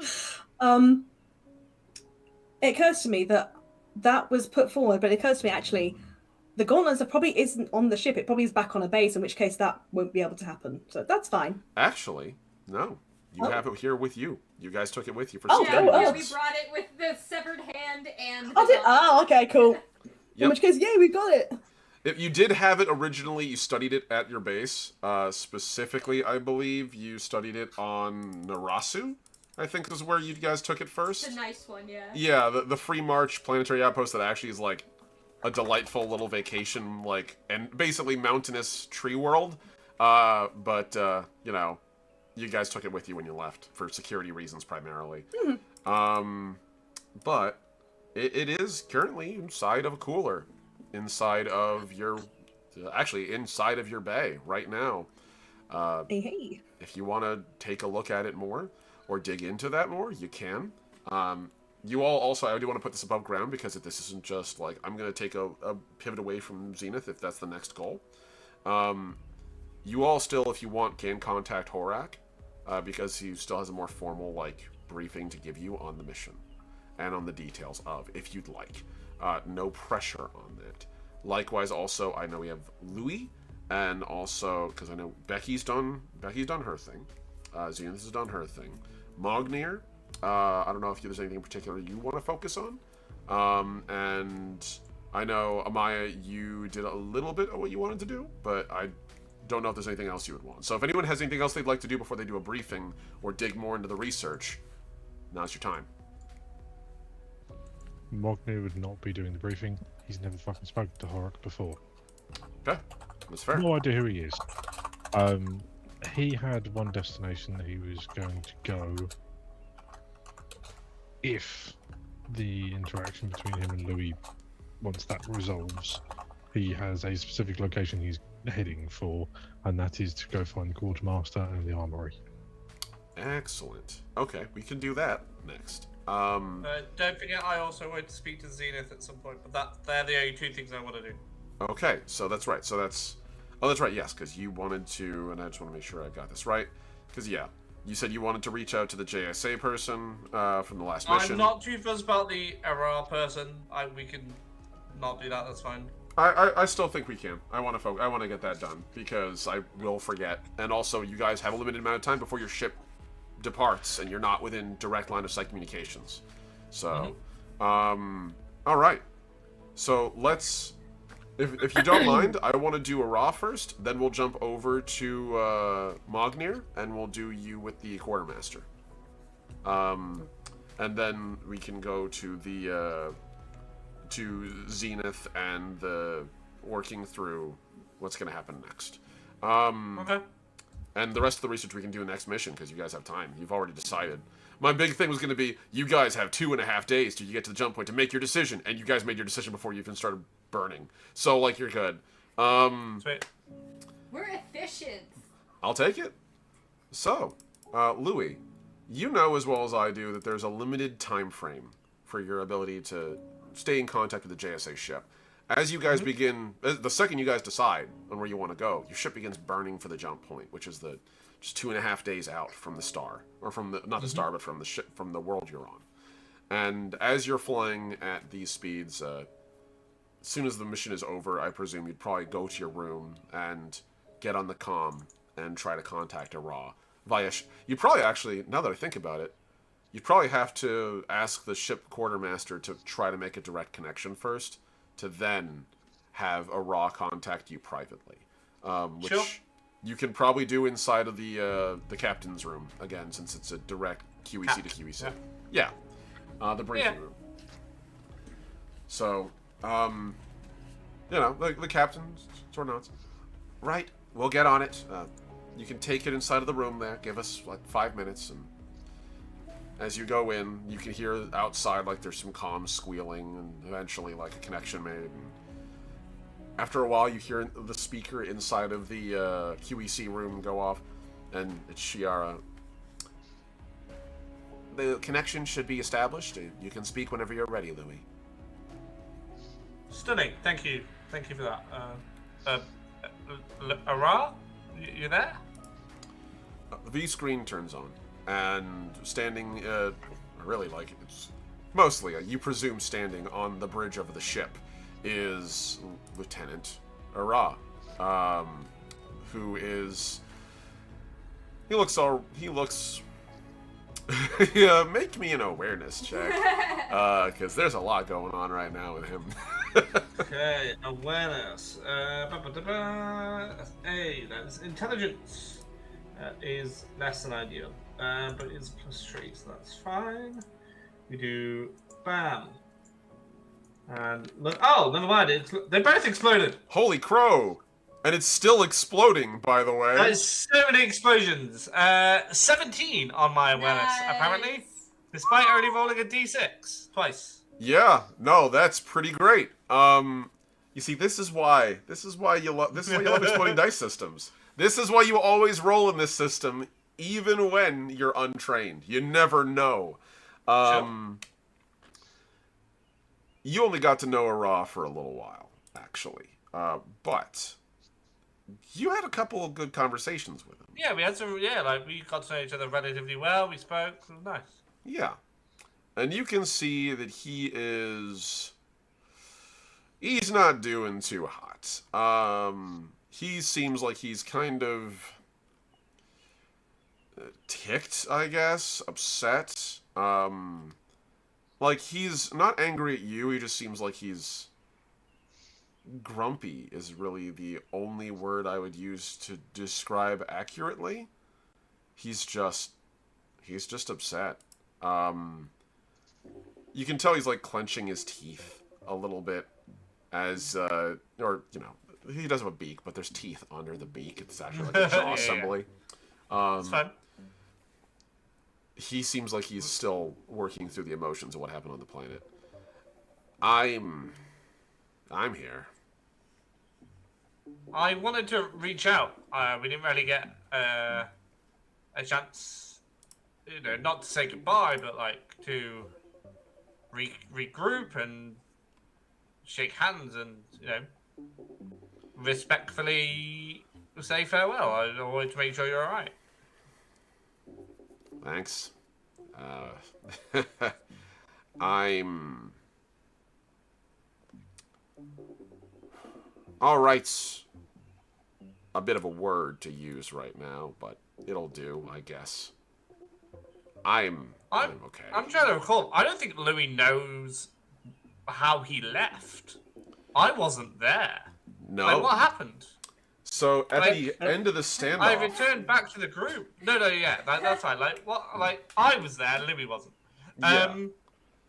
Like, I came back and everybody was really tense, and you weren't here, and everybody was leaving, and you know, what happened?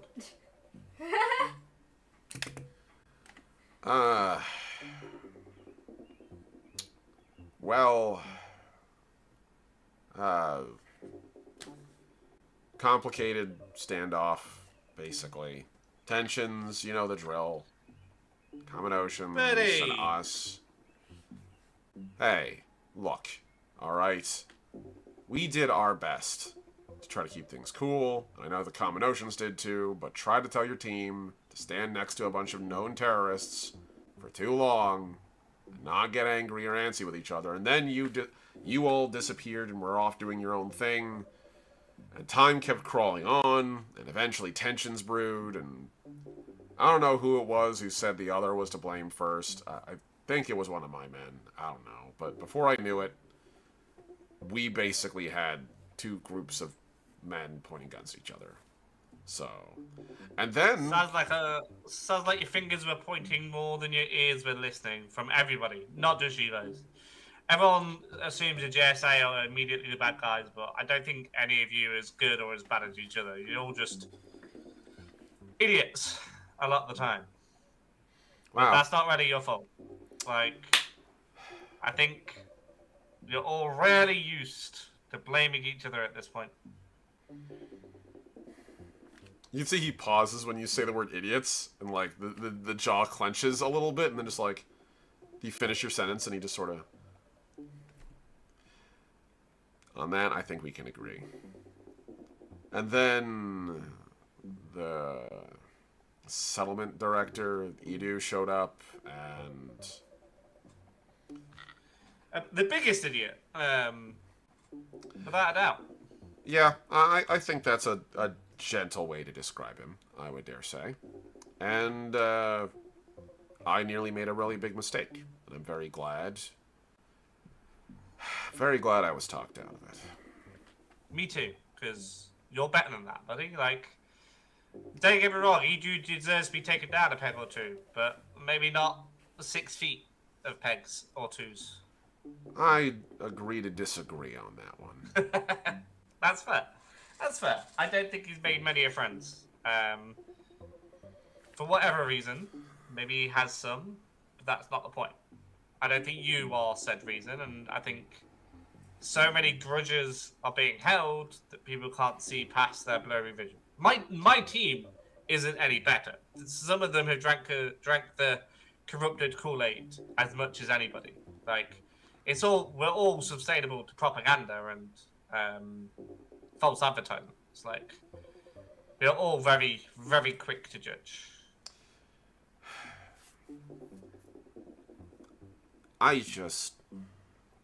It's been years, and I thought I was over this, and then they sent me to Xol, and I found who's on it, And then there's that side contract, and everything just sort of goes sideways. And, well, you know. Again, could have been so much worse. Could have been so much worse. Oh, 100%. Like, didn't sound like any gunshots were fired, and as you well know, it only takes one to kill so many people. Like I told you and the other captain at the start, when you first pull that trigger, you don't know how many of your allies you're killing with it. You know, take this in the nicest way possible, Louis. You're the wisest idiot I've ever met. It's been said. It's been said. It was my mother's nickname for me as I was growing up. The wisest idiot. Yeah. You're not the first. I would love to say you might be the same, but I'm sure you are. And you seem to have your head on straight more than some people. You at least take a second thought before you do something stupid. Well, you know, your team member made it easy.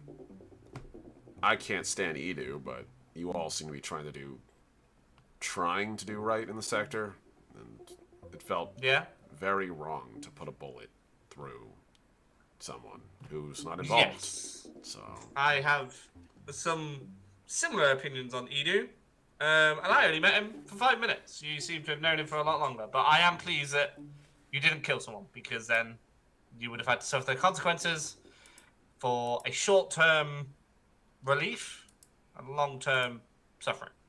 yeah. If the guy with the gun, Mognia, didn't just blast your head off right away. Because he seems a bit trigger-happy. Not really met him yet, but he seems trigger-happy. I haven't seen him out of his hard suit. Don't know if he can get out of his hard suit. It's a weird relationship. I'm working on it.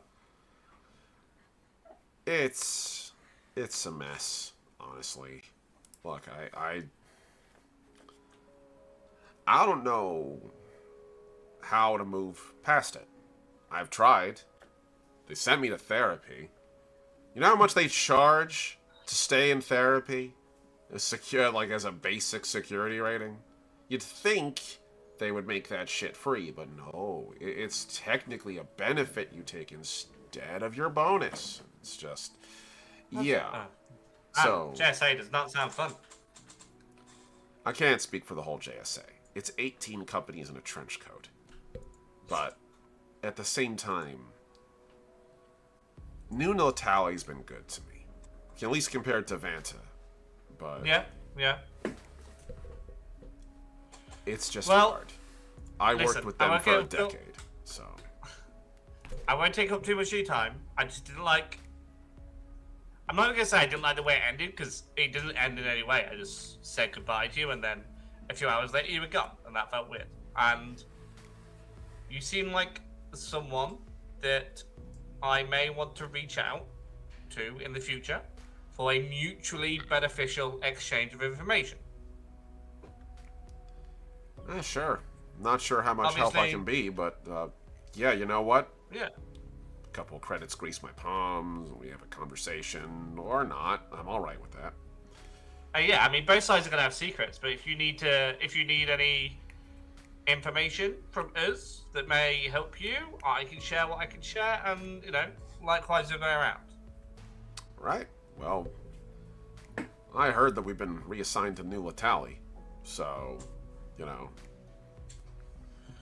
if there's anything that comes up there you need to hear about, I guess give me a ring, at least for the next couple of weeks. It looks like it's just boring-ass security detail. Some guy got whacked, and we're running security. Can I give him a better way to contact me more directly rather than the ship's computer? Like, I don't want to say my personal number, because that feels weird, but my personal number. I was going to say, yeah, not that it feels weird to give this person my personal number, that would be fine. I just don't feel like I have a personal number. No, you do actually. Wristlinks actually do have a direct line of contact. So sweet. Basically, cell phones and computers all wrapped up into one. So you can absolutely give them your contact information. Okay, sweet. Then yeah, I'll do that. Like, here's my personal Wristlink communication. If you hear anything on the planet, on the space where you're going, then let me know. And who knows, if we come across each other in the future, say hi, give me a wave. Yeah. We'll be pen pals, or computer calcifer. I don't know what it's called in the future. Pen pals sounds right still. Pen pals. Sounds good. Sounds fine to me, Louie. I'll keep in the loop. You keep me in the loop. Do me a favor. If the JSA is about to explode or something, or like open war breaks out, could you at least give me a ring? Let me know so I can find myself a little planet to retire on. 100%, without a doubt. And if the JSA is going to do something outrageously stupid and make a move on the other parties in the area, could you let me know? If it won't get me executed, sure. Yeah, I'll take that. Sweet. All right. Well, call me. So no. Thank you. Take care, Louie. And with that, comm line closes. Beep, boop, beep, boop. Okay. So you have Lieutenant Ra. Yes. So we have Mogner needing to go meet the quartermaster, I believe, correct? Yep. Okay.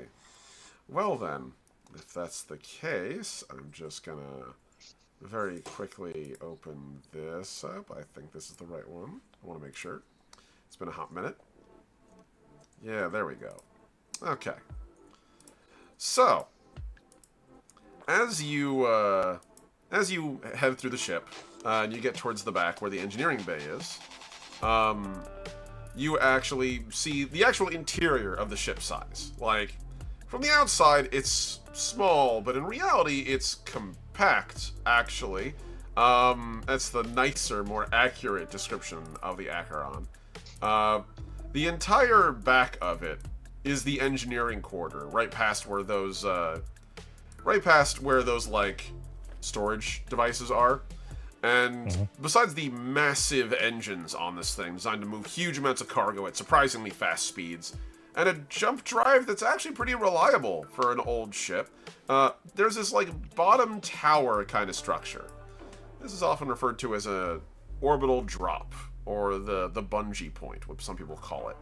Because in order to get into a planet, the doors open on the bottom of it and you literally fall out. Gravity pulls you towards the world, and you just literally fall. That's where the majority of the engineering bay is, along with, at the moment, Louis' BECKY, as well as also the Tortuga landing craft you guys arrived in, which thus far remains nameless, and several other pieces of equipment, including all the weapons and arms. And standing at the moment, directing a number of personnel to sort of just like make sure everything's rearmed and reloaded, and currently overseeing a couple of like hard suits. I think probably Amaya, and I think, as I recall, I don't think BECKY ever took any direct hits. I can't remember if BECKY took hits or not. No. That's right. No. I think it was primarily Zenith and Amaya who took shots during that mission on their hard suit. So your hard suits are currently being serviced there, and standing at the moment is actually a technician, or what seems to be a technician, a click with a fluffy coat of fuzz, who's currently standing there, and that would be Cogsworth. And that is the ship's, that is actually the ship's quartermaster, who's currently like directing and barking a couple of folks. Yeah, keep going, do your thing. No, don't stop looking at me. Focus on that. Focus on that. That's several thousand current, and my attention is worth a few charges of time. And they turn to you. Hello, you're new. Who are you? Yes, I am. New member of Forge Tender. Thought I'd come to you because you're going to need to register or assess. Well, look at that. Finally a click. You got every other species in the damn Union coming on this fire team, but finally, the winning team arrives. Good to have someone aboard. And he sort of like crawls over a little bit, does the reticulating motion. Right. Well, this is an interesting hard suit. Huh. I would have expected Mumathe manufacture, but I'm unfamiliar with this clan. Smaller group? Duraleth. Duraleth. Damn. Surface. Damn, yeah, you surface rangers are fucking nuts. I should have known. This thing's built like a tank. I love it. Don't often At that see... point, you'll see the front starts to split. Whoa, those mandibles there. I thought that was the suit. Are those bolted in?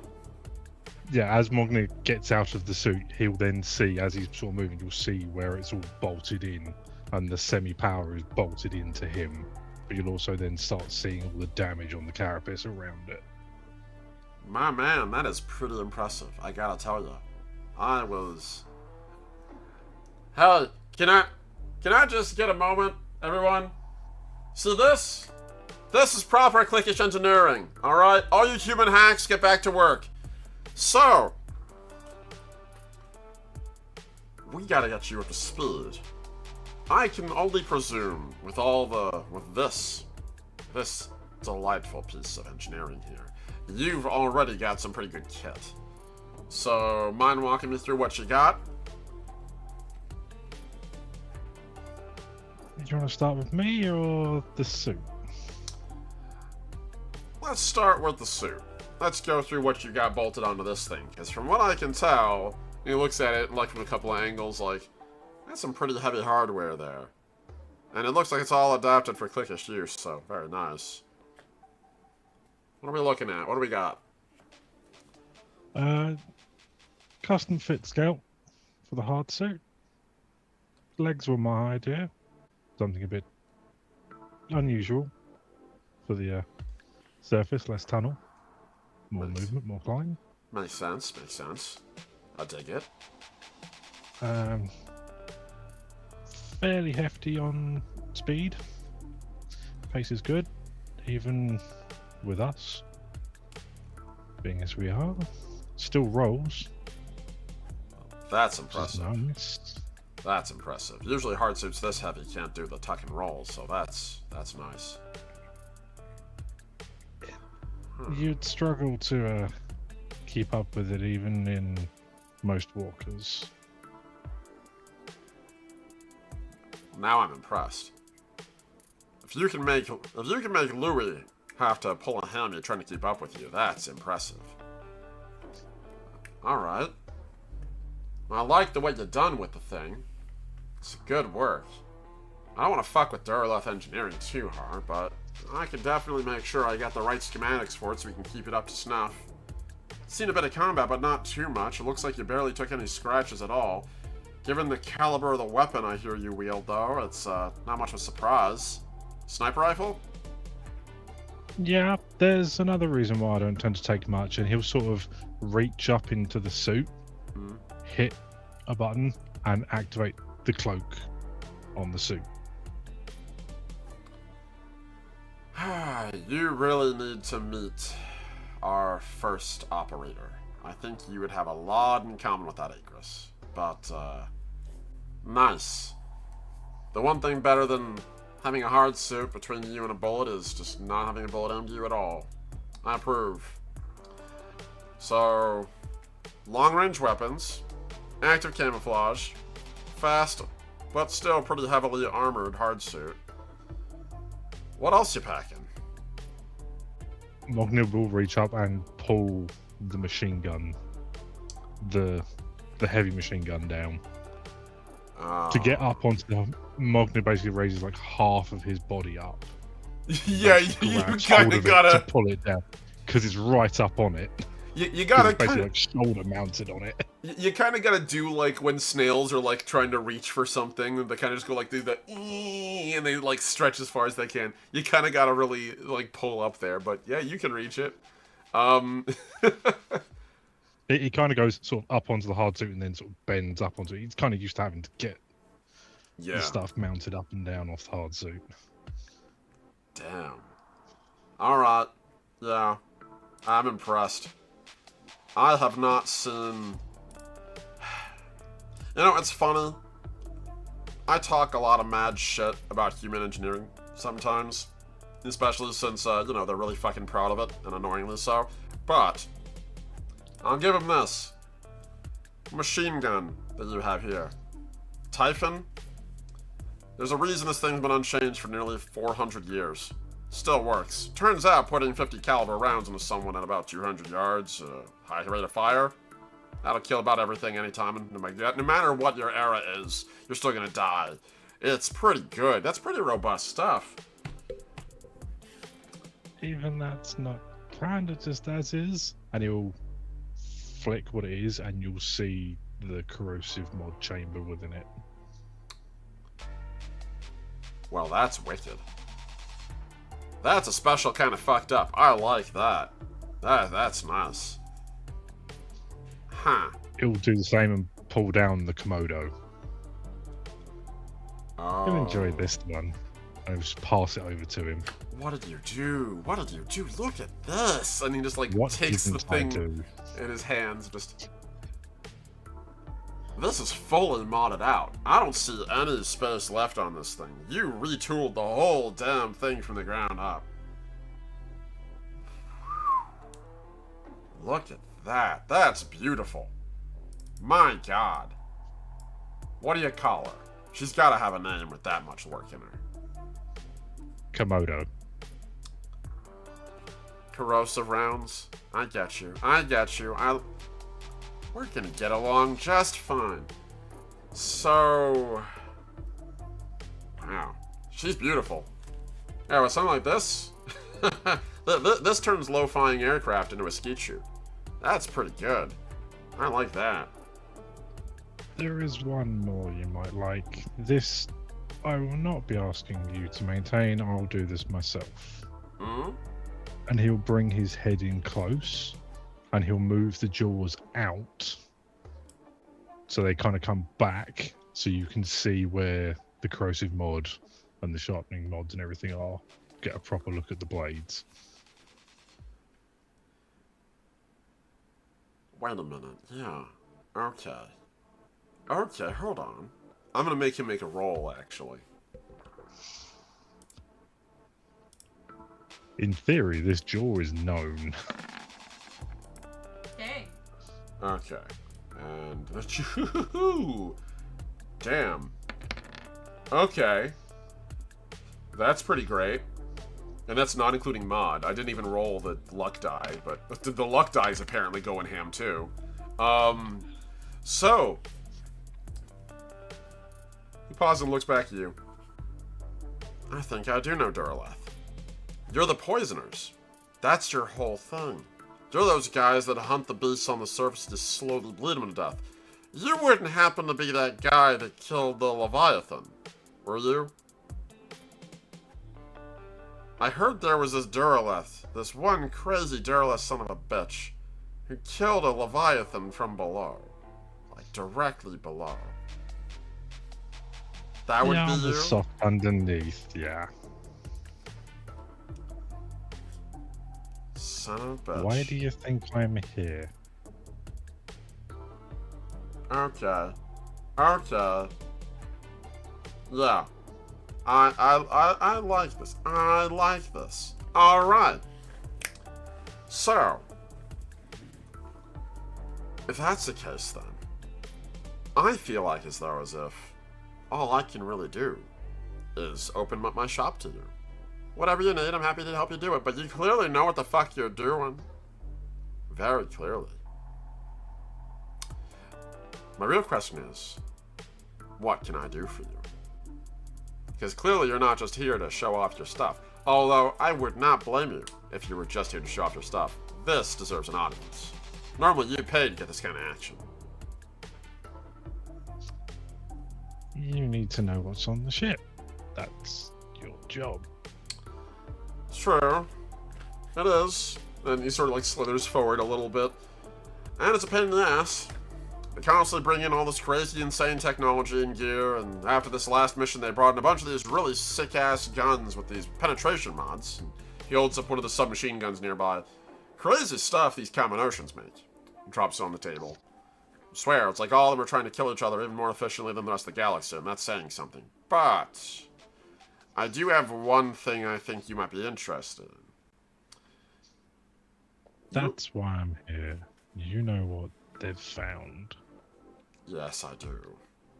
And I'm guessing then you do too. Come on, let me show it to you. and he slithers towards the back of the room. And in the back of the room is a vault. It's primarily for, like, hazardous materials. So, like, mostly semi-charged reactors, explosive material, munitions, basically munitions hopper. But in the back of that is what looks like a small separate... It almost kind of looks like a shed, but it's like a shipping container the size of a shed. And it's just marked with warning, hazardous materials, do not enter. And it's literally been bolted to the ground and bolted shut. And he walks over, leans in, puts his eye next to what looks like one of the bolts, and the bolt actually opens up, and there's a brief wow as a light goes over his eye, and then it opens up, and he steps in, and a bunch of, like, fog just rolls past you, like, past the two of you. And he steps in, and inside of it is the laser sniper rifle, Sunrise at Midnight. This is the single most dangerous thing on this ship at the moment. Short of maybe you. Old human tech, over 350 years old, anti-aircraft laser cannon system. Only 4 of them ever made. And we've got one here. Damn near unreplicable. This thing is... It was made in a different time. Back when humans used to know the value of killing. And now...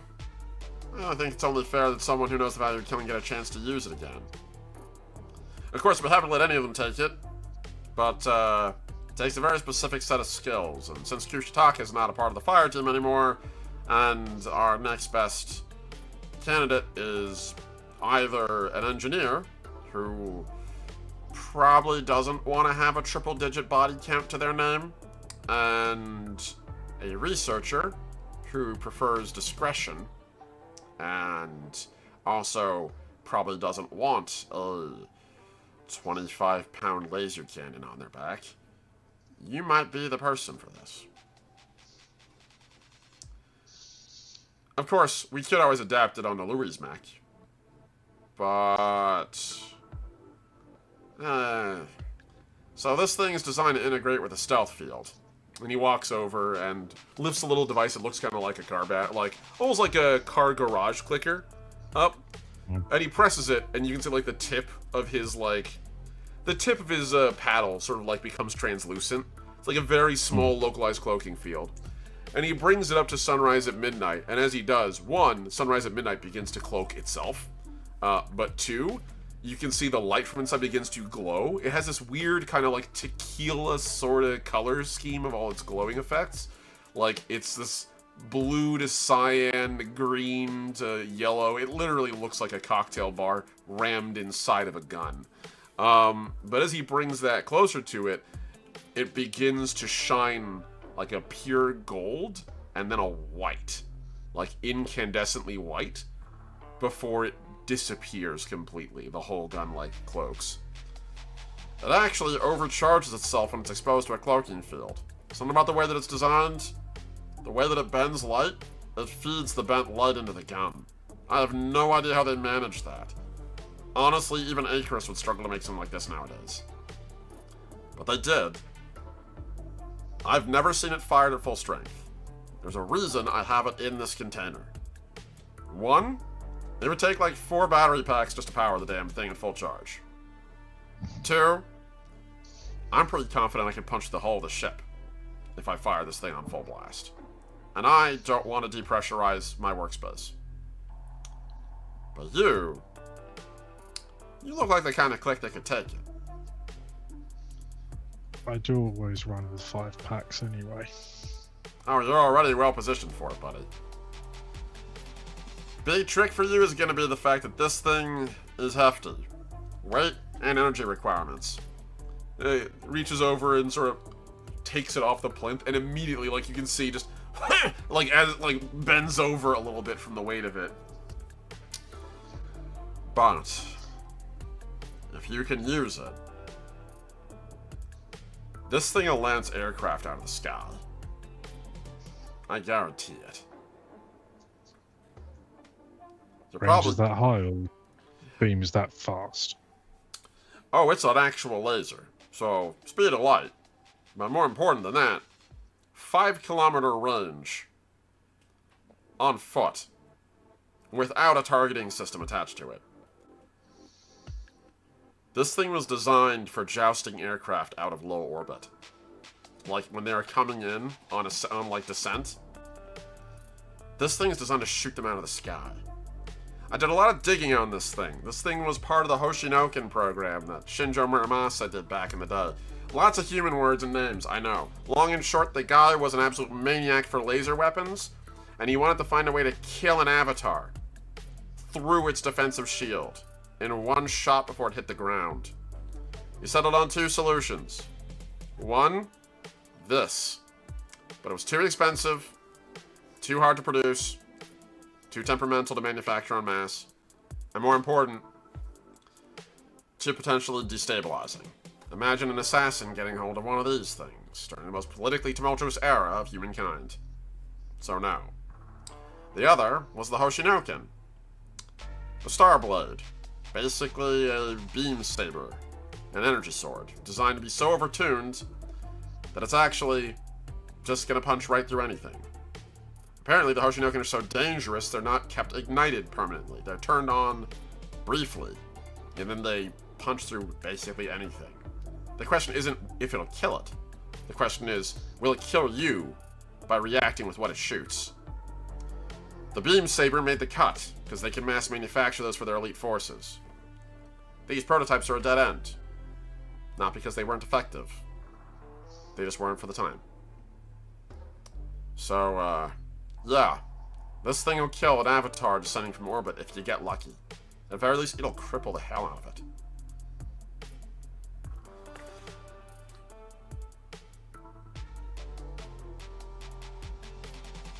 Do you think I can have a hold? Yeah. Sort of side over and take hold of it and sort of... Mognir will heft it up and sort of shoulder sit it and hold it. It's awkward, but he can... Used to moving the Komodo around outside of the hard suit and the machine gun stuff.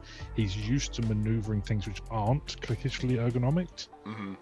But he's not able to use them efficiently. Yeah. So he can sort of coach it on his shoulder and actually like get into what would be a fireable position with it. Yeah. But it's just not suitable for him to actually operate without the ergonomics on it. Pretty much. Like, this is literally the equivalent of, like, theoretically, a toddler can hold a Mossberg shotgun. Yes. Theoretically. But the second they pull that trigger, that toddler is going to be sitting on his ass crying because he just got, like, 25 pounds of kickback force into his shoulder and he's on the ground. You can hold it. Firing it will require a mod. I'd say, so where Cogsworth was, like, sort of struggling to even sort of move it around, Mognir doesn't have that issue.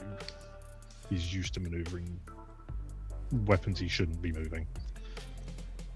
Damn. Yeah. Well, if you want it, it's yours to take out of the armory anytime you'd like. My only request? Keep it in here when you're not using it. This is exactly the kind of non-idiot proof weapon that'll get someone killed. I trust you, obviously. You know what you're doing with your gear.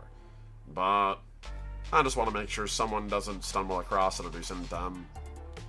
Besides, this thing is literally a museum piece. I want to make sure it stays in cold storage, as well maintained as possible to make sure its functionality isn't compromised by fieldwork, or, you know, just time. Makes sense. You got the gear to mod it? Oh, I got the gear to mod it. Since I saw this thing, I was looking up a clickish ergonomics mod for this thing. Personal reasons. We didn't have a click at the time. Can't be real, I wanted to shoot it. I wanted to go into an airlock and sort of. But now, you know, I do have a targeting satellite and a clickish ergonomics I'll make you a deal. Mm-hmm. Help me mod this. I've got something I want to do to the Typhon. You can get in the hard seat. You're speaking my language, man. Let's do it! And...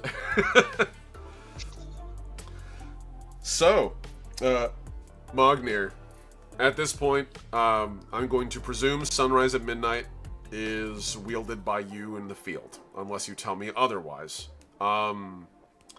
Furthermore, other relics will be appearing very shortly, folks. So, like, get ready. Unless anybody else in the group has an issue with me taking Sunrise at Midnight for Mognir's use. All you, buddy. It is the most perfect for Mognir. Yes. Yeah, go ahead. Then yes. Okay. I will manipulate my cliquish fangirl quartermaster to helping me get this thing ready for him to use. Oh yeah. The mod goes on like that. Because it's a relic, it has a single mod slot. So that mod slot is now used up by a Cliquish Ergonomics mod. So you can now fire it on foot, even without your hard suit, effectively one-handed. It is now usable by a click. And literally all he really had to do to make it work effectively was just extend the handle down like a curve, kind of, and bring the targeting like trigger further down. Now it's shoulder mounted and it works perfect for you. Fantastic. All right. Whatever other things you're going to be doing to the gun, not just to this gun, but like, because we know this is the limit of what you can do to Sunrise at Midnight. It's now clickishly modded out. Yep. If there's any other things you want to do with the other weapons, tell me what those are. When, like, between missions, let me know. You've already had it. I sent it over to you between, and it's in the notepad for Mognir, because it's the high caliber 2 for the machine gun. Ah, yes, that's right. Yes, we absolutely will kick that. We will kit that thing out with a higher caliber, so it actually does a little more damage. Get that 2d8 up to 2d12. You gotta love it. Let's make this thing fucking terrifying. All right, and with that, as we leave the engineering bay, we're gonna go to our last scene of the night. Zenith, I believe Louis wanted to speak with you. Yeah. After chats with wife, hang on, just get this out from behind me. Get out under my butt. Just sort of got reclined back in the chair and just kind of been like, ah, because like they let us, but they don't talk a lot. So it's just like, I just had nice talks. I wasn't. Come in. Zenith? Yes. Looks like she's like making it look like she was definitely busy. Wasn't just, you know. Hi. You all good? You okay? You seem. Yes. Oh, okay, yeah. Hi. Not really had time to talk much beyond just, hey, don't shoot that person, let's go here. I had some questions if you've got a minute? Yes, certainly. Come on in. She's about to offer him somewhere to sit and realises it's never occurred to her to have a second chair, so she just sort of stands up and leans, so it's like, well, we'll both be standing then. Oh, I was gonna sit on the floor. Yeah, okay, we can both stand. Yeah, that works. Okay. Cool. So, how are you? I'm well, thank you. Good. So, I hear you're married. I am, yes. Good. That's cool.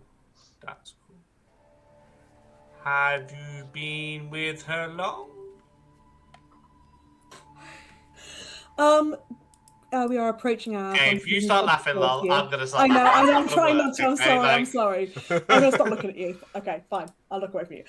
Yes, we're approaching our 124th year.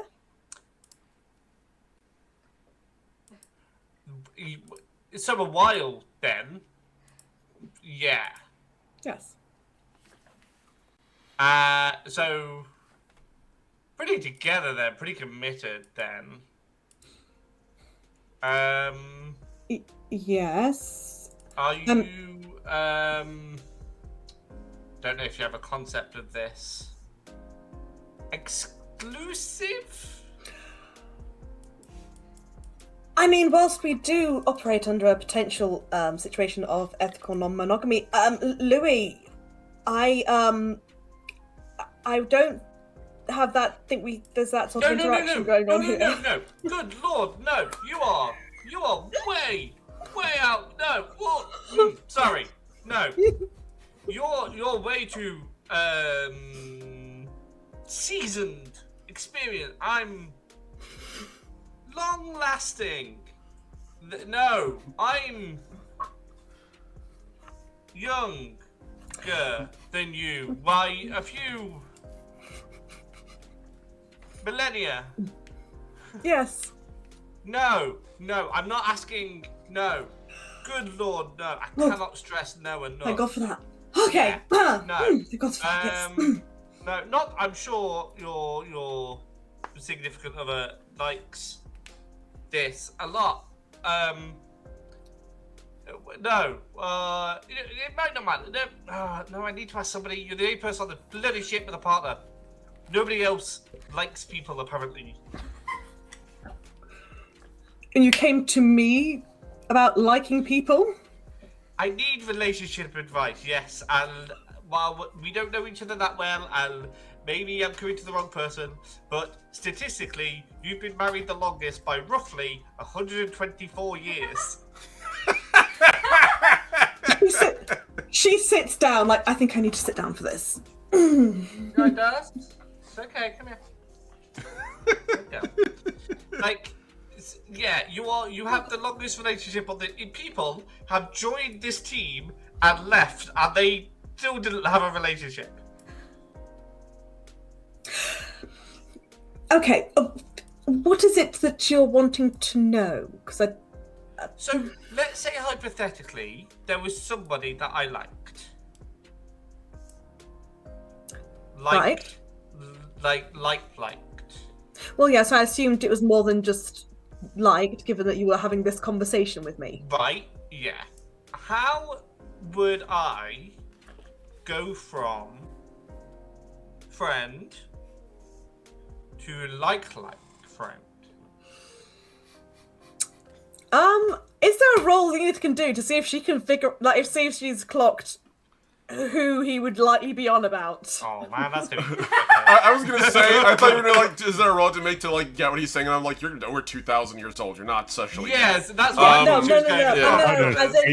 It's if she can recall and go. No, I get it. You're trying to figure out makes who. more sense now. Yeah, no, I get you. You know, for this would actually be an awareness roll. This would be an awareness roll. I don't know if you have political intrigue or anything. No. Okay. Nothing political. That's fair. What are your? I mean, her awareness is decent, so yeah. So okay, there's awareness. What are your? What are your? I'm sorry. I'm so tickled pink. What are your proficiencies, if I might ask? She's got the knowledge of Anazai Imperial, espionage, academics, and botany. Okay, good. None of those were actually. You know what? No, add espionage to this because this is the kind of thing that you're She's observant. She's observing. Exactly. You're paying attention. People, so, You're recording things mentally that maybe you shouldn't. So add that to the roll. Okay. So it's an intellect roll technically. God, I hope this obviously. explodes everywhere. It has not exploded Actual, everywhere. but yeah. No, it has not. It was a 10 out of the 12, plus 3 for the awareness, and then plus 2 for espionage. 15 altogether. 15's actually a very 15 good in roll. total. The base roll for most rolls in Legacy out of the gate is usually for the lowest level stuff is a 6. This is a little more complicated. I'd usually put it at a 10. So yeah, you crush it. Cool. it's pretty obvious that Louis digs Becky, at least in like passing. Whoa, we don't know that. Who's the best God friend? knows that, and now God knows that, and now so does Lolly. So does Zenith. Zenith knows. So it up until this moment, you haven't really thought about it, but like, it's very.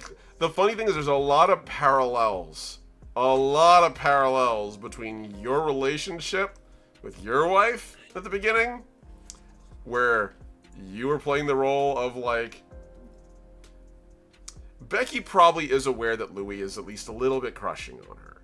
At least a little bit. Now she is because our last fire team member. Yeah, that's true. So like, you're probably like, she's probably at least a bit aware. Like, however much she takes it seriously, question mark. However, Louis very clearly is like, he's kind of her shadow, and like, he has been this whole time, and now it's kind of like, oh, that makes a lot more sense. Like, you know, you could have read that either as like, only friend, chaste brother, sisterly, care about each other. But then it's like, no, he's asking after relationship advice. This is very clearly.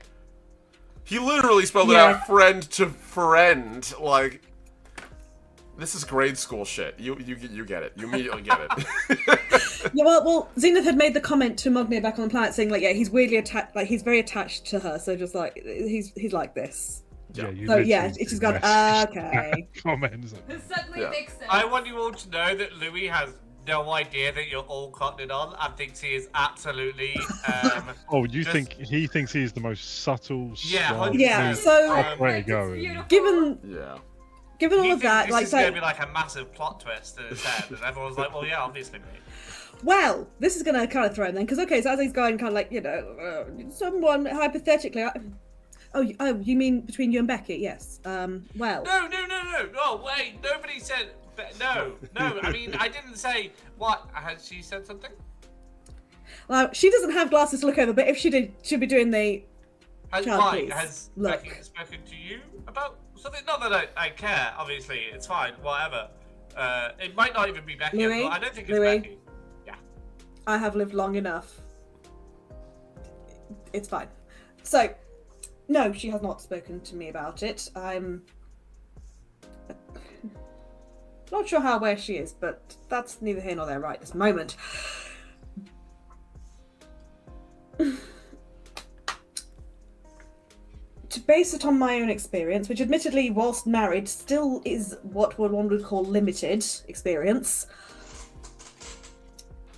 look at how much you know about her and maybe lean into sharing her interests. She likes wrestling. Okay. Then perhaps maybe start trying to bond over things that she has a passion for, that she enjoys. I should wrestle her. No. So if she enjoys wrestling, as in the Sorry, I made myself laugh. That was bad. as in the sport thing, like Yes, talk about the it with human her. thing where men in tights grope each other. I think I haven't checked. Maybe do some research and Right. have a conversation with her about it. If it's something she has an interest in, maybe ask her about her interests. That's a good way to start. Yeah, I think there's a big wrestling event coming soon. We could watch it. Yes, that might be an Go option. to the planet. I love this so much. Yes. Yes, that could be an option. I think She likes engineering, yes, machines. I like I have a machine. you do. That would be another good area to maybe talk about with her. Yeah. I'd spent a long time not realizing the advances my wife was making towards me. Turns out she wasn't just bringing me interesting specimens for scientific interest; they were actually gifts. It took me too long to understand that they were more. I could see that. I could see you. Yeah, I could see that. Yes. I don't think Becky knows that. I don't think whoever I like knows that I like. After the 5th variant of Rare Orchid, I began to wonder, and then She told me. She had to How tell me rare are they? outright. Okay, that's not the point of how rare No, they no, are. different types of rare, different types Oh, of okay. rare, not the same ones. I Same should ones get with Becky a yours. gift. A gift might be a good way to I let should him get know her that a you rare are orchid. Do you have any of the rare orchids still? not here. Oh. I don't take them here. No, maybe a gift that's more in line with her interests. Something mechanical, perhaps, or If there's a rare wrestler, maybe. I don't think you gift wrestlers to people. That sounds strange. I haven't checked into it. You might. I don't know. I think perhaps something engineering based might be Rare a good engine. idea.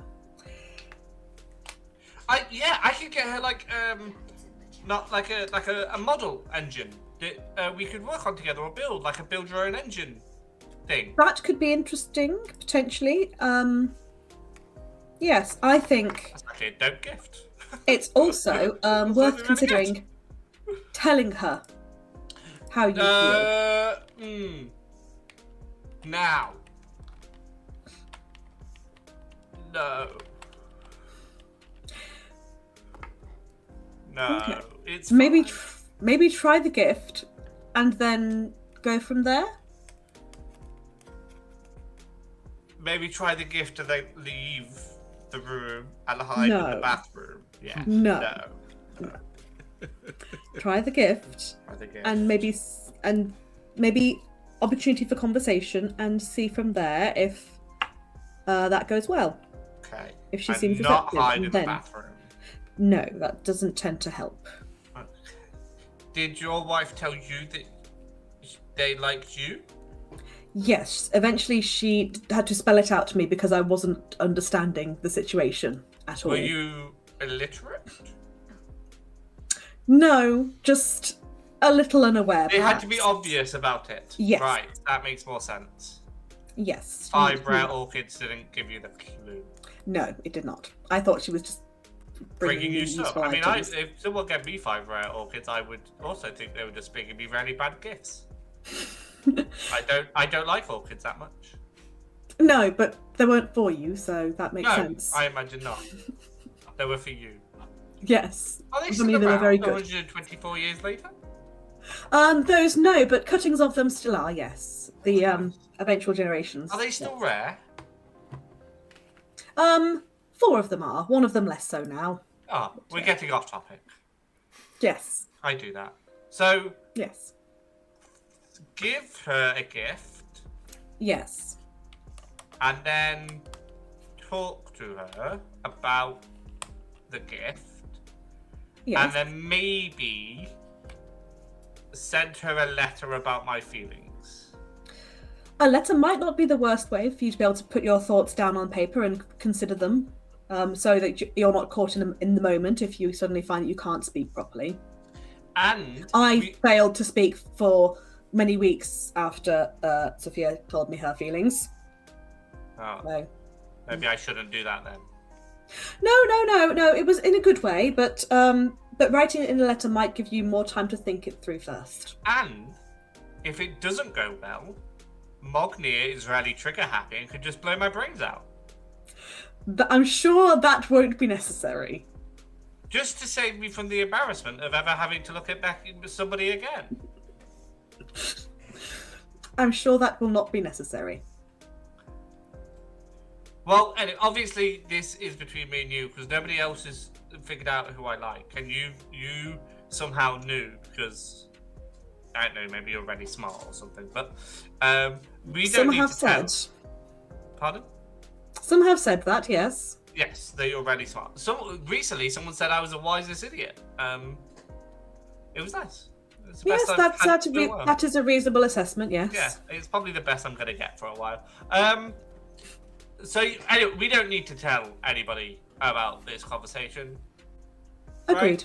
Right? Good. Maybe we just don't talk to anybody else ever again. Okay, well, good chat, I think. I'm going to think about working on the ideas that you've said. And thank you for your advice.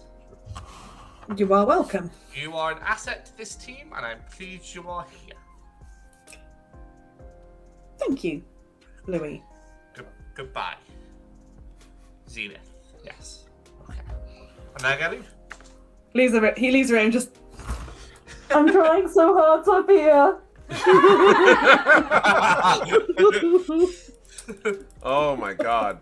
I feel like that. I can think of no more perfect way to end the session than than zooming out from that conversation out to the exterior of the ship, and as your ship finally crawls towards, like, getting closer towards its jump point, we sort of zoom out. We had days. You do have days. Okay. Like, you're getting towards the jump point. Like, you're Okay. heading out of orbit at this Okay. point.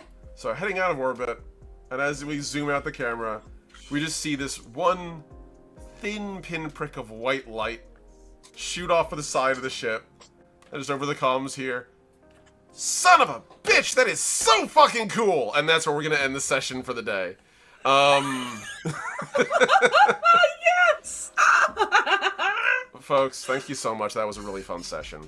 I can just imagine Zenith's next message to, like, next letter included to her wife is just, I am so sorry. So, I do apologize it's taken so long to get a social session. Usually the campaigns, like, the way that it tends to work is we have mission, and I always think the mission's gonna be a session, and it becomes a whole arc, and I'm okay with that. And then we get back, and we start planning for the next arc immediately, and I'm glad we have more of this downtime between to let you guys do stuff and figure things out and prepare and plan, and just have fun. And hopefully we'll do more of these in the future as well. So, that's kind of why I wanted to weigh in earlier and be like, hey, I want you guys to know the actual, like, missions, they're not, I don't have, like, a freaking, like, egg timer on them, so that way you guys can take time off to do social stuff too. Breathe. So, yeah. To breathe, to grieve, to bake, to do fun stuff, to make parties for machines, or, like, engage in failed romance, or to contact your wife. I'm joking, actually, Louie. I'm joking. We're not there yet. Yeah, no, actually, full send. Failed! I'm actually not gonna lie, Paul. I am really invested in Louis. I'm actually really rooting for Louis. Like, I really am. Actually. Hey, at least Louis knows someone on the ship has no idea he likes Becky, because Mogni's only just got on the phone. Yeah, that's true. That's very true. Is the only legitimate, like, she's the only one that's given him actual advice. Yeah. I mean, you've been his friend since back on the planet. Like, you and Louis are actually the only two remaining members of the original. And Amaya, that's true. And Amaya. You, But me Louis, and Becky knew each other before that planet. Correct. That's true. Yeah, you two are the We oldest have friends known on each here. other the longest, and it was set up from day one because I chose what bed to sleep in, and it was a one session that you were there, and I chose the one next to you because I had to awkwardly tell Omni, by the way, I'm choosing the bed next to your missus. Yep. It was fun. I enjoyed it. Yeah, no, you're good. You're good. It's one of those lovely perks of being actually secure enough to be like, yes, fun times. You can sleep next to my missus all you like. It's fun. And also on top of that, a big thank you to all my amazing players, especially Paul. I love you, buddy. You take so many ribs during the course of a session, and I hope you know personally, as a friend to a friend, I value you more than anything. You're amazing. Yeah, 100%, buddy. It's fun. Yeah, I know. We're in character having fun. I just like to say it out loud, let you know.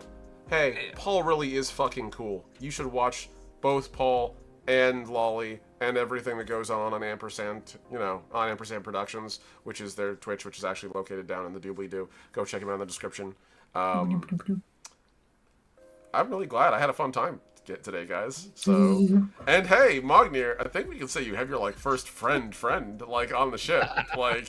Which is so funny because we had actually been like, that's exactly what Becky would do if she got the chance, and then all of a sudden it's Cogsworth. Sometimes you need that difference. If it wasn't coming off of a load of missions where you had like a load of loose ends to tie up, it probably would have been Becky doing the drawing first off, but she kind of had other priorities that existed before he joined. Yeah, we to had deal with and tie up loose ends. Yeah. And I'm just glad to see that gun's finally going to get a home. I'm not going to lie, since that thing showed up, I was like, oh, it'll be perfect. And then immediately the player I made it for disappeared. And then you made the perfect character for it again. I was like, That even knowing it Serendipity. existed. Yep, serendipity. Serendipity. To everyone out there who's been watching, a huge thank you so much, as always, for tuning into our Legacy First Flight streams. It means the world. As always, Legacy First Flight is an indie sci-fi space opera game that I've been working on for the better part of 20 years. The entire thing is done by me. The rules system is an exploding dice system that with a luck dice component, and it's taken me years to refine it to the playable state that it's in now. And I genuinely appreciate all the assistance and attention and love that you guys as a community have shown it, and shown me, and my amazing players who've shown all their enthusiasm. I cannot wait for you guys to actually get a hold of it. Until then, I'm just really lucky I get to share it with my friends. So, without further ado, huge thank you again to everybody. Thank you to my amazing patrons once again. If you want to become a part of the community and maybe get author's credits in Legacy First Flight when it finally launches, you can come and join us at patreon.com/thelast@any paying tier. You'll get access to my webcomics 2 weeks early, and you'll get credits in my webcomics, as well as also you will get credits in the book for production. As well as also at the highest tier, you might even be able to get yourself a character in the webcomic. But, in the meantime, I'm just grateful for you guys to be here. Like, comment, subscribe, help us grow. We're tiny and small, and we love you. And we'll see you guys again soon in Unicorn Head Studios. Bye-bye, everybody. See you out there, Voyagers.